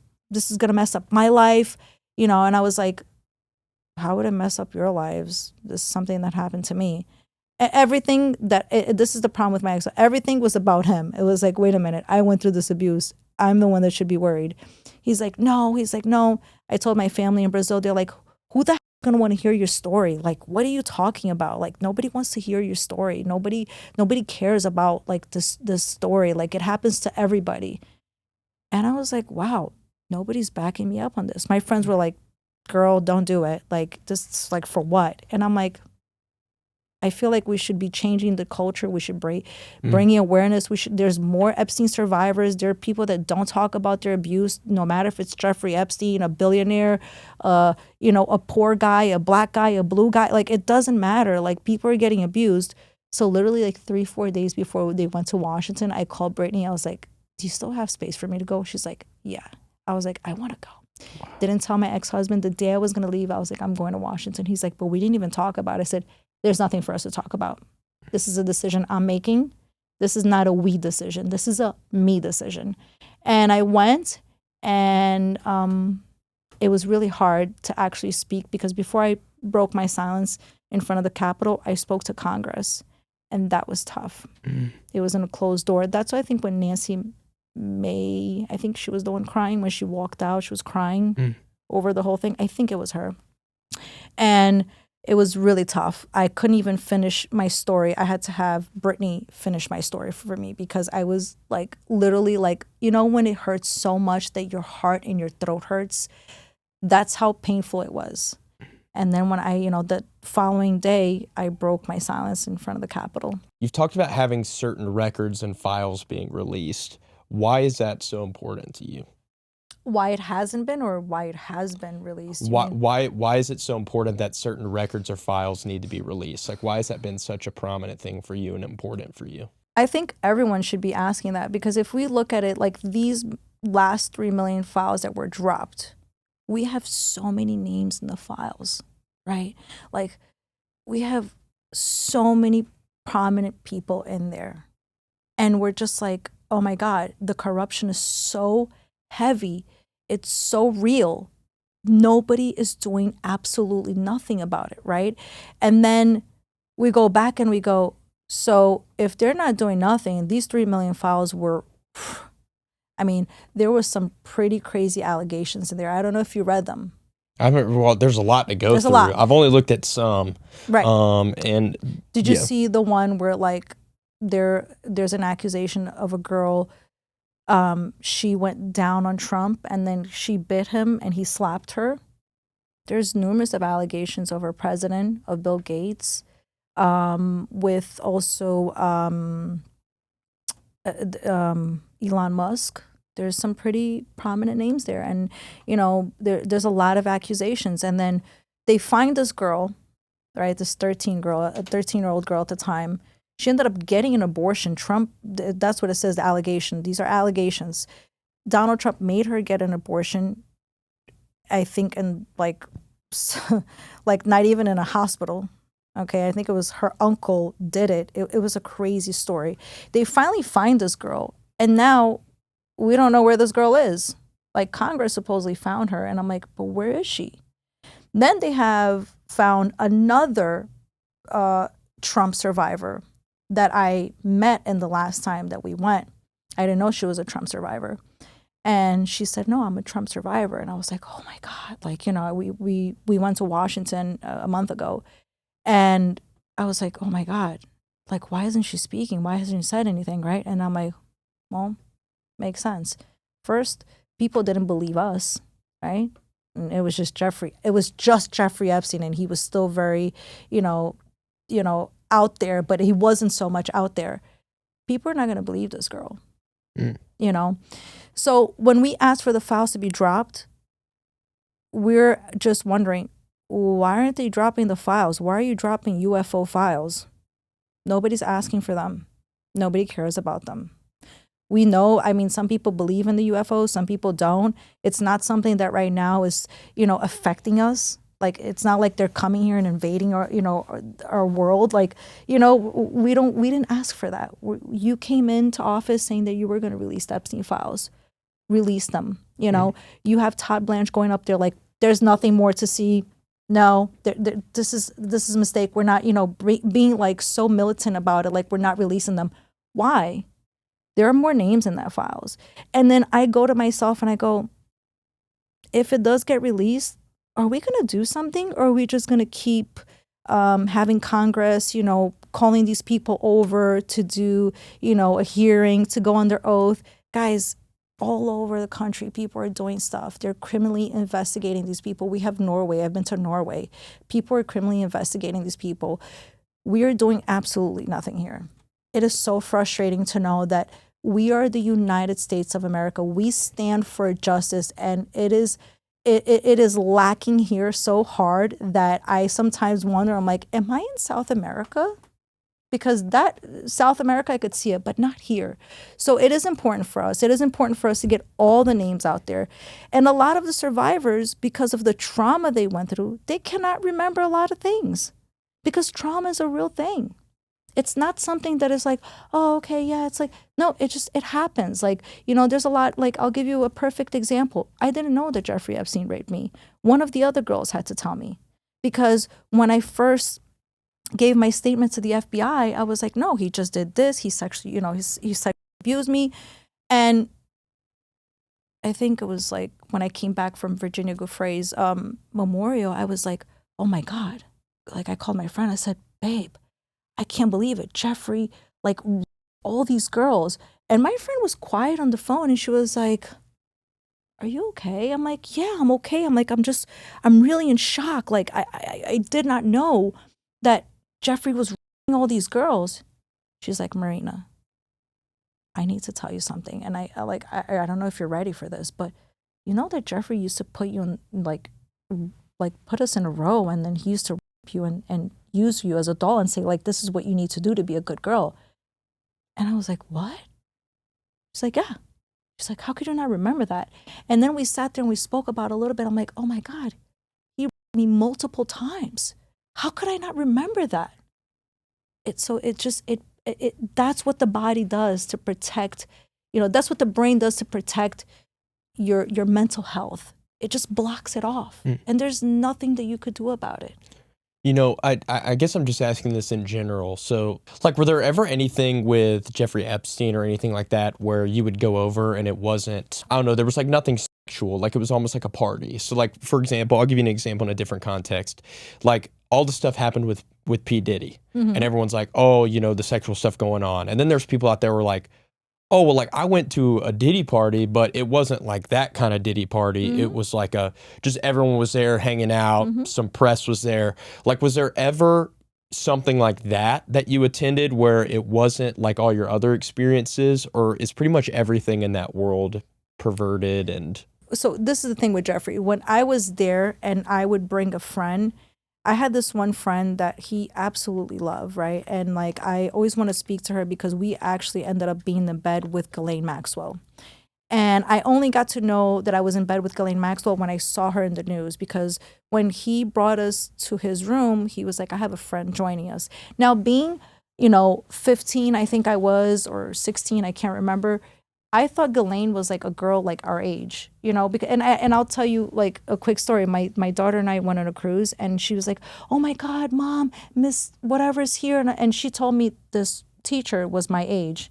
And when she introduced me to her, I was like, oh, hey, how are you? You know, and when I walked away, I looked at my girlfriend and I was like, babe, she's like 50 years old. But, you know, because we just don't see it like that. When you're young, you just, you know, literally the teacher was like 50, I'm 37. It's like such a huge age difference. And, you know, because kids don't know the difference. You know, she's 12 going on 13. She sees like this teacher's kind of cool, so she thinks she's my age. So seeing Ghislaine, I thought Ghislaine was like somewhat my age. Sometimes I remember like the white sheets and I remember all that, but I can't remember details. I know that they both raped me and this other girl. And this girl is so traumatized. She will not get on the phone and talk about any of this. Wow.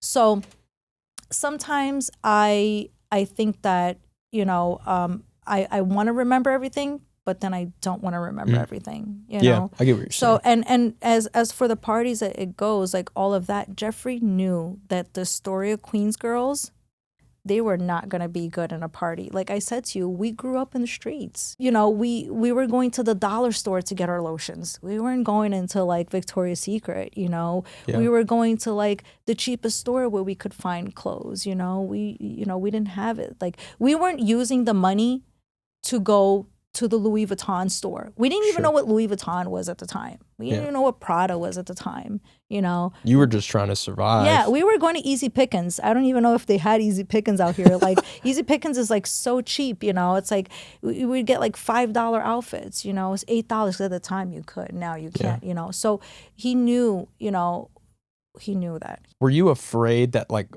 powerful people were going to come after you by speaking out? Absolutely. When I first spoke out, I was staying in a hotel and I immediately got paranoid because my phone wasn't working. And I had done something with ABC with Lindsay Davis and it came out the same day or the next day, I can't remember. And I looked at my comments and I'm like, oh my God, everybody hates me. Everybody's like, oh, you knew better not to go back. Oh, you were 14, you should have known better. Like people were like so mean. And I ended up calling the producer and I was like, what's going on, Jim? And Jim is like, Marina, listen, maybe you should reach out to the other survivors, like, and talk to them. Maybe your therapist. And I'm like, no. But like, why are people acting like this? Like, I was 14 at the time. Like, why are people blaming this like 50-year-old something man? Like, why are they telling me I should have known better? You know, he goes, listen, just talk to your survivor sisters. He's like, this happens all the time. He's like, if it makes it any better, he's like, my wife looks really up to you. I thought it was cute. He was like, you know, he's like, I just want to tell you, she thinks you're really brave, you know, for coming out. And I was like, okay, that makes me feel a little bit better. But it really stuck with me. I was like, oh my God, like people are attacking me, you know, and I don't understand what people think, you know. I feel like our brains are not fully developed until I think like 25. If you look up just on Google, like a simple research, like your brain is not fully developed until 25. What changes do you think need to be made so that this doesn't happen to other children? Grooming is a big thing. And I think that we need to be teaching and bringing awareness to as young as 5-6 years old. And I know that people don't want to talk about it, but we talk to children about, gays and, racism and how it's not okay and it's okay to like what you want. Why are we talking to kids about, older people that if they touch them inappropriately or if they talk to them inappropriately? We don't talk to kids, and we should be talking to kids as young as 5 years old, because if you look at it, kids are getting groomed and they're getting, adults will say, oh, we're going to play a little game. I'm going to touch you here. And, kids don't know that. Kids don't know at 5-6 years old. They think it's a game, So we need to be teaching our children as young as 5-6 years old, as soon as they start understanding, hey, listen, if somebody speaks to you this way, it's not the right way. If somebody touches you here, it's not okay.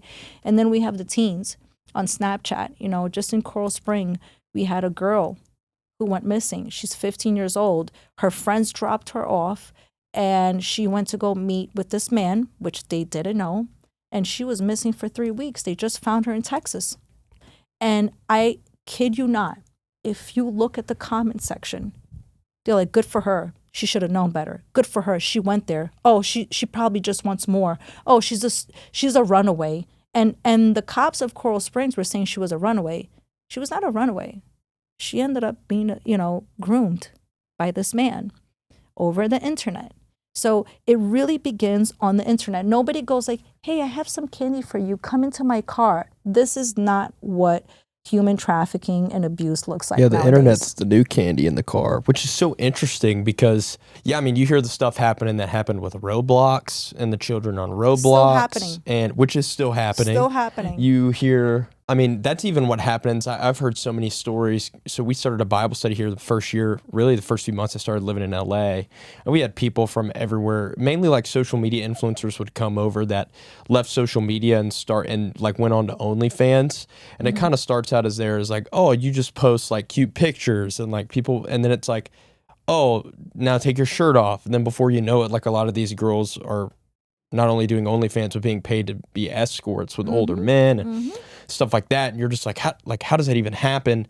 And really the sad thing is the influx, I truly believe we weren't designed to have access to every human being on the planet. And through phones we do.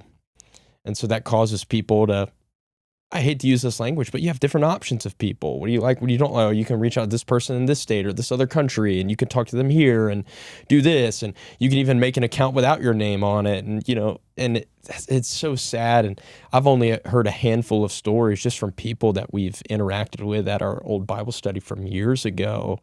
And it's really sad, really heavy.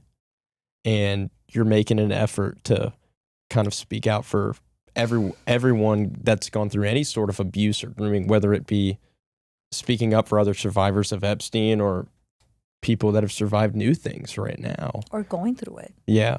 Because, the perpetrator will only stop when you speak, And I think that when we talk about these things, and we talk about how much the justice system has failed us, and they continue to do it, it's disheartening, it's dehumanizing, and then we tell women and men, hey, speak about your abuse, tell the authorities. And then we're like, oh, well, we kind of can't trust them because they just look at this girl. Oh, it's just a runaway. They don't want to investigate. They don't want to put the time. And we're almost normalizing a 15-year-old that she can make her own decisions, or a 14-year-old making her own decisions. And that is insane. I feel like my daughter, if when she is 18, I'm going to be guiding her through that. Just because she's 18 and just because you have the right to make your own choices does not mean you know that you're making the right choices. I feel like a 21-year-old does not make the right choices. I feel like her parents need to be there and guide her. I think that, society thinks, okay, well, she's 18, she knows what she's doing. Guys, we have 50-year-old women getting catfished on the internet. Their brains are fully developed. So what, we're going to blame this 40-year-old woman?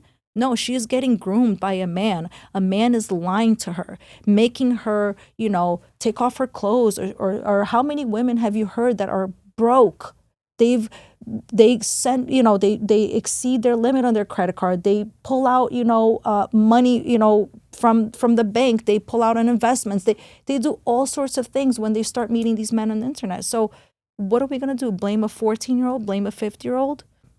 No, we need to bring awareness to all women, all men. It can happen to anybody at any age. You're a mother now, and you've mentioned your daughter a few times. Yeah. How has being a mother and seeing your daughter changed the way you view everything that's happened to you and how you parent and things like that? Yeah, it's a little tough, I got to tell you, because, we want to put our kids in a bubble, but it doesn't work that way, And I think the internet is what really pisses me off, the Snapchat and the TikTok. I feel like, listen, I get it. Like, oh, you can't have TikTok or Snapchat until you're 16. Okay, parents are not abiding by that law. We need to make this more serious. We need to make this an actual law. Like, you will go to jail because, these kids are creating accounts. And I got to tell you, it's what I see sometimes in the conversations with the boys and even the girls, I'm like, oh my God, this is insane. Like these kids now are like sending like naked pictures of, emojis, I think the internet part is really where it's really messing with this generation. It's almost like I have it on my phone and I control it. But, you go to ChatGPT and they know how to figure out how to go around it.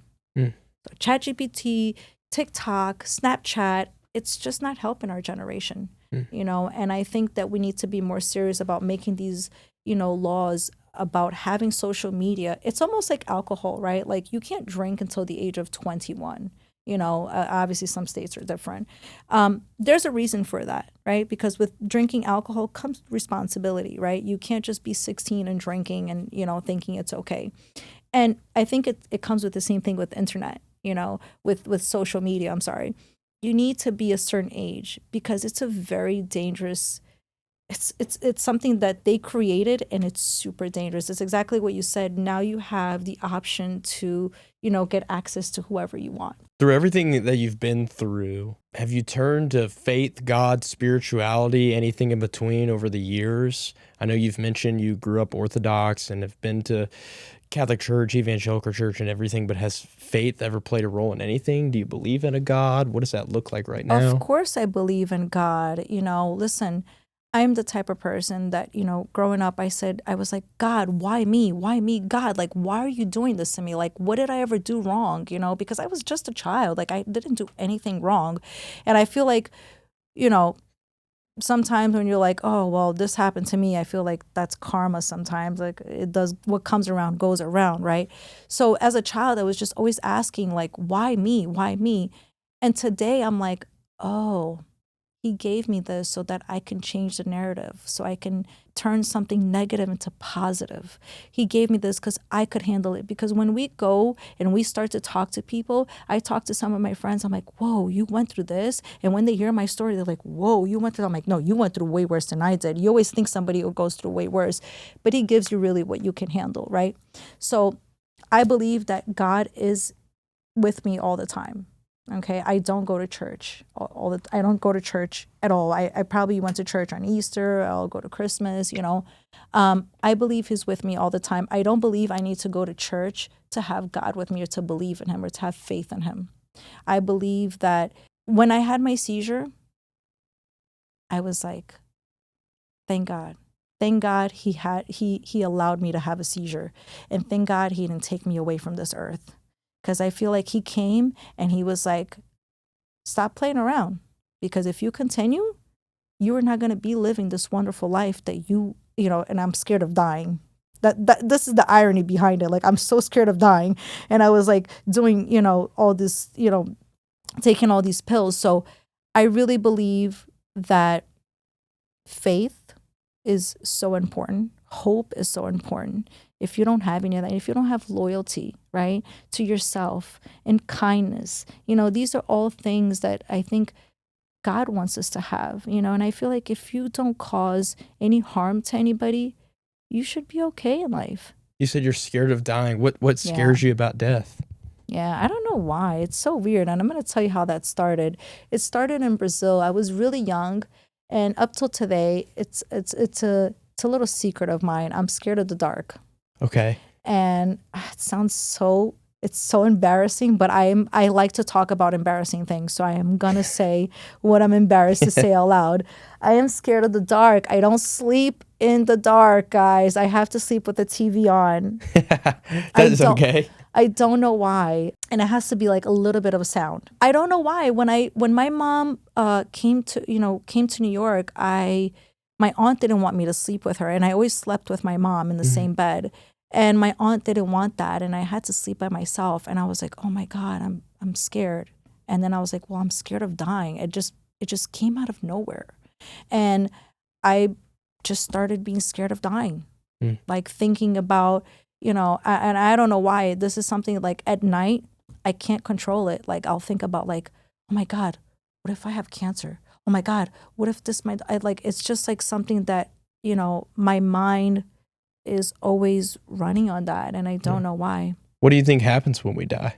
I always wonder that too. Everybody's like, well, if you do good, you go to heaven. I'm like, I kind of feel like that I feel like we are reborn again. I feel like our bodies die, but our souls don't die, right? They're always here. Like when we talk about Virginia Giuffre, like we're always like, oh my God, we feel her presence. We feel her here, So I feel like that we are reborn into a different body, and that's why when I was growing up, I was asking God, why me? Why me? I was like, man, I was probably like a really terrible person in my past life, and maybe that's not what it is, but there's just something that I believe. Do I truly believe that all the way? No, I still question myself about what really happens to us when we pass away. Yeah. What do you think about Jesus? I can't say much about him. I know that, I've never really sat down and read a whole Bible and understood the Bible, right? I've only can say what I've watched in movies, and I don't think that's pretty accurate, right? And also being baptized Orthodox, it's so quick. It's like, hey, listen, you do this, you do that, you're blessed, you do that. That's all it is. You dunk in the water 3 times and you are baptized. It's not like the Catholic Church, like when I grew up with my grandmother. Like you have to, like my cousin right now, she is going for her second, I don't know what, and I'm going to Brazil for it. But there's like Bible school. There's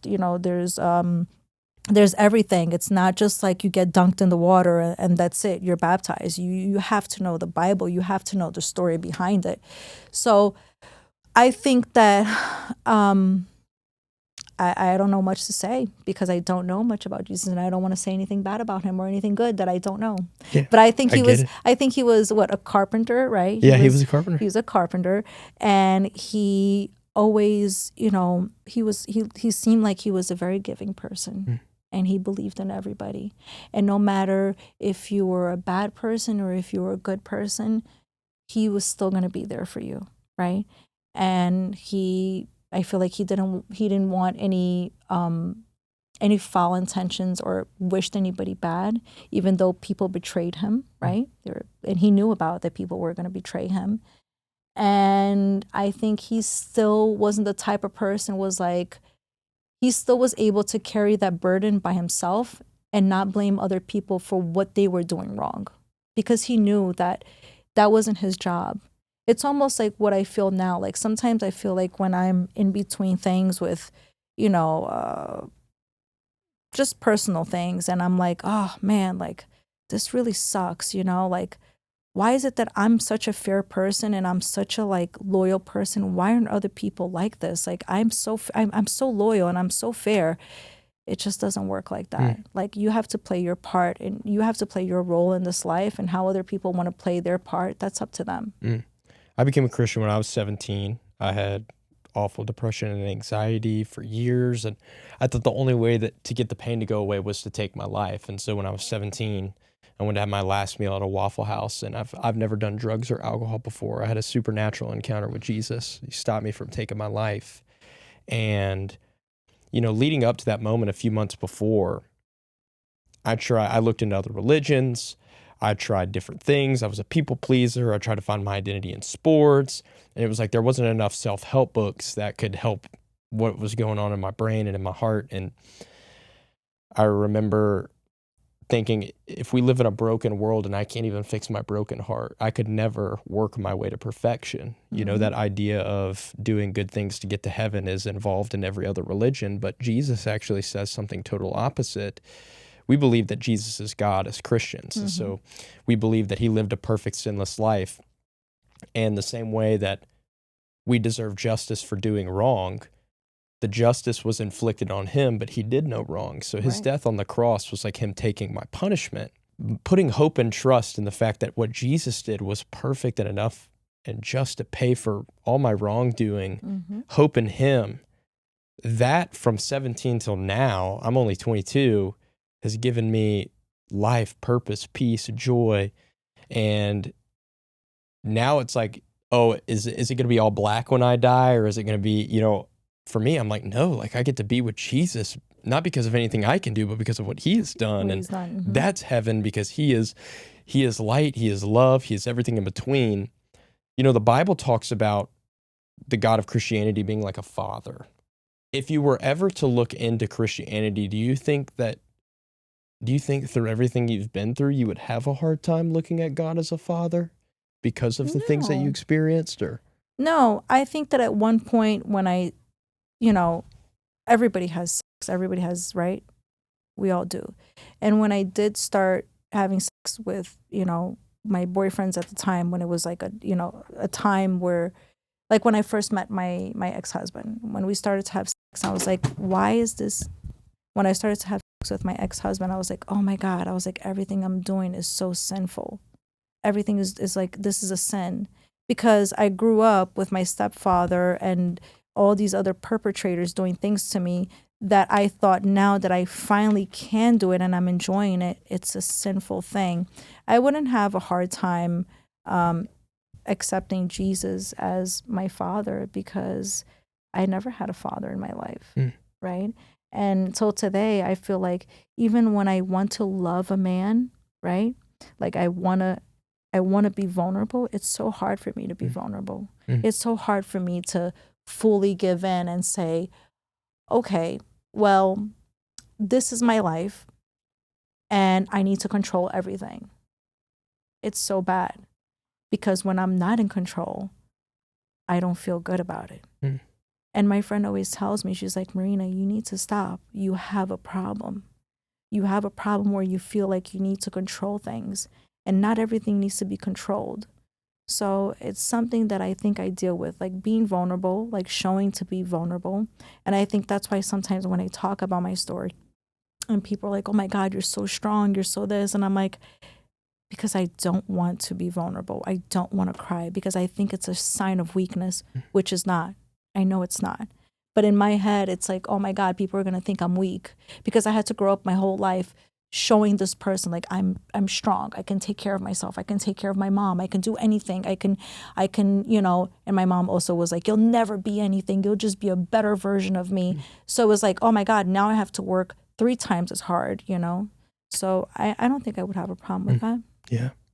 I remember thinking that I had to fix myself. And there's this idea that you have to fix yourself before coming to God. It's like, oh, I got to clean myself before I approach God. But it's actually the total opposite. Yeah. It's like Jesus loves the most broken version of myself, because that's, the night I went to Waffle House, I was the most sinful, lust-filled, jealous, prideful, selfish version of myself. But I was the most honest. And that allowed Jesus to move in my life, because, he himself says in the Gospel of Matthew, he says, blessed are the pure in heart, for they shall see God. Wow. And the reward for me being honest with God was getting him.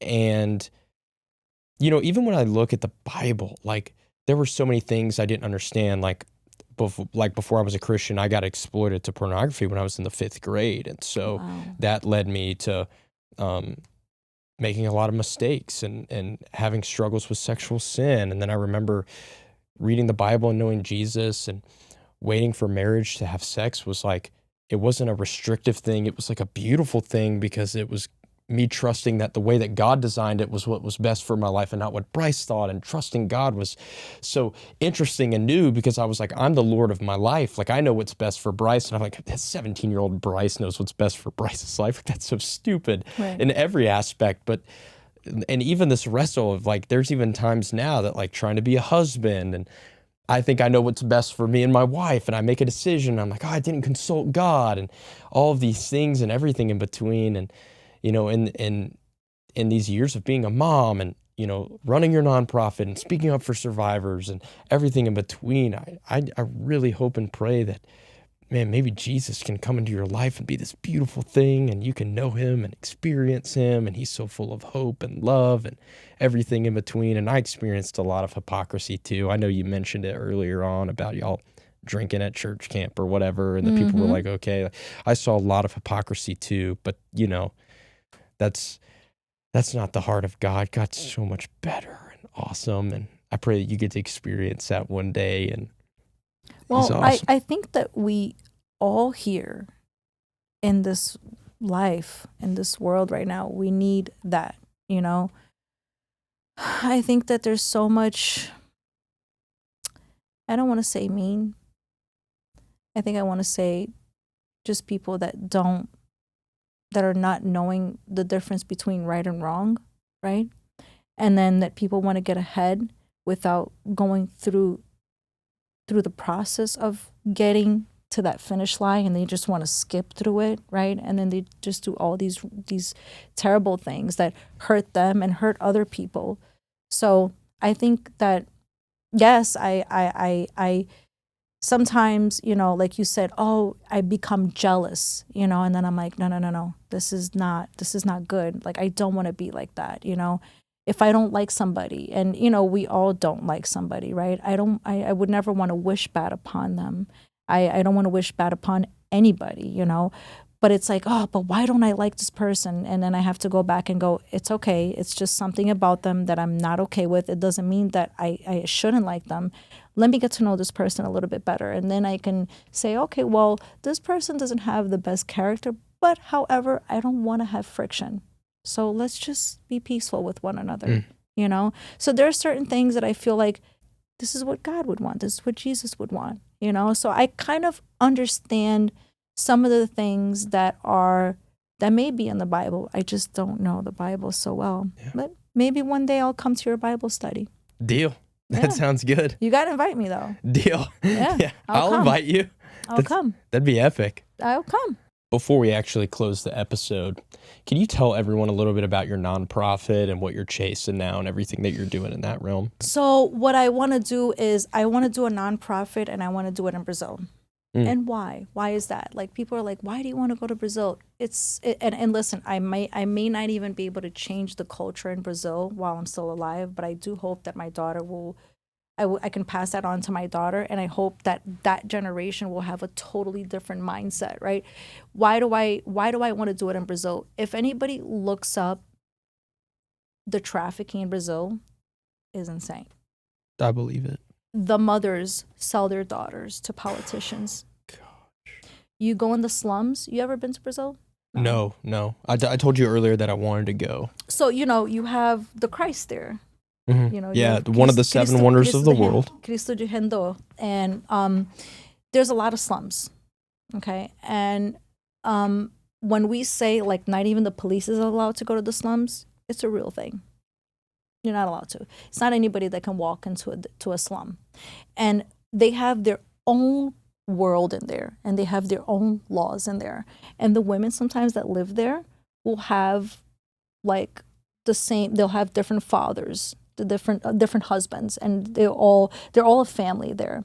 And there's nothing they can do about it. And some of them don't want to get pregnant. And some of them are being raped every day, and they are continuously getting pregnant.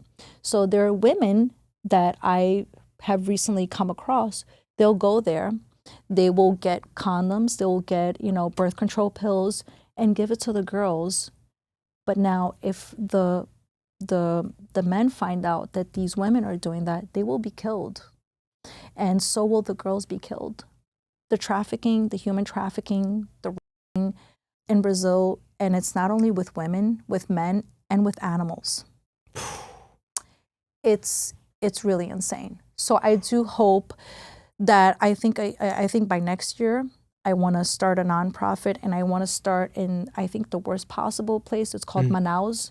It's very close to the Amazon forest, and it's where all the trafficking happens. Wow. And it's uncontrolled. And it's something that it's going to be very, very hard. But I want to really make that culture change over there. And I want people to think of it like it's not okay for a 15-year-old girl. It's not okay for a 15-year-old girl to be with a 40, 50-year-old man. Yeah. It's not okay. Yeah. We need to change that. And we need to change how the women also think. Yeah. Women think like, oh, okay, well, if I'm with like this guy, then like I don't have to work and I don't have to do anything. That's not how it's supposed to be. You got to create your own life. And then you want to partner up with somebody that also has created their life. And then when you guys are together, you put that two together and you can create something beautiful. Wow. I got to ask this question before we close here. It just came to my mind. You talked about Epstein's mansion, seeing pictures on the walls and in that waiting area and everything. I just got to ask, like, did Was he ever involved in any demonic, satanic stuff? Did you ever see anything like that? Like, would he say he talked to the devil, or like, did you just ever hear Jeffrey or see him do anything demonic? I never seen him do it. When those files dropped and we saw that, I couldn't sleep for a long time. And that's one of the 7 pages that I was telling you with the allegations. When I saw that they were eating children, and I was really in shock. I did not know any of that, right? And then, you know, I went into a full rabbit hole, and I started to see things that really bothered me. Mm.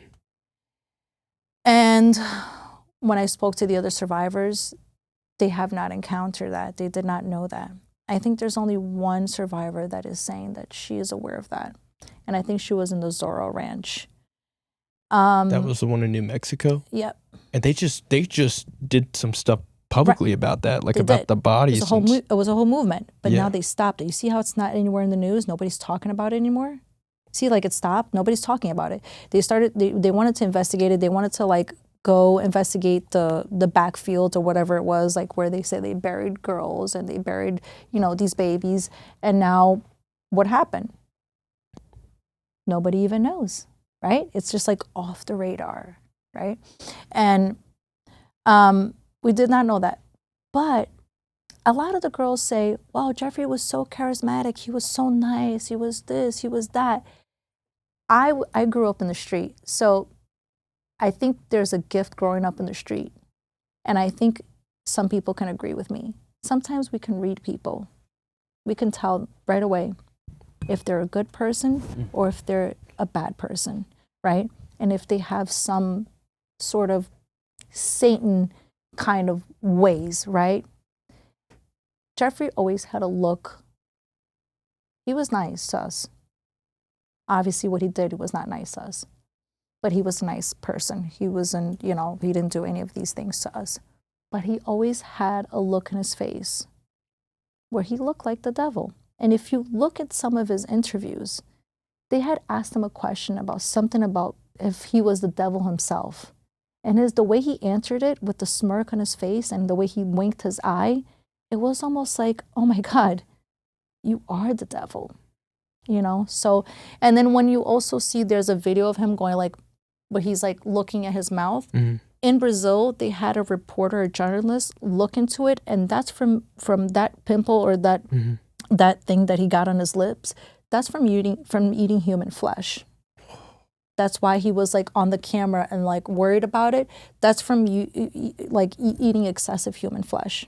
Oh my gosh. Yeah. Yeah. Your story is heavy. You're doing hard work.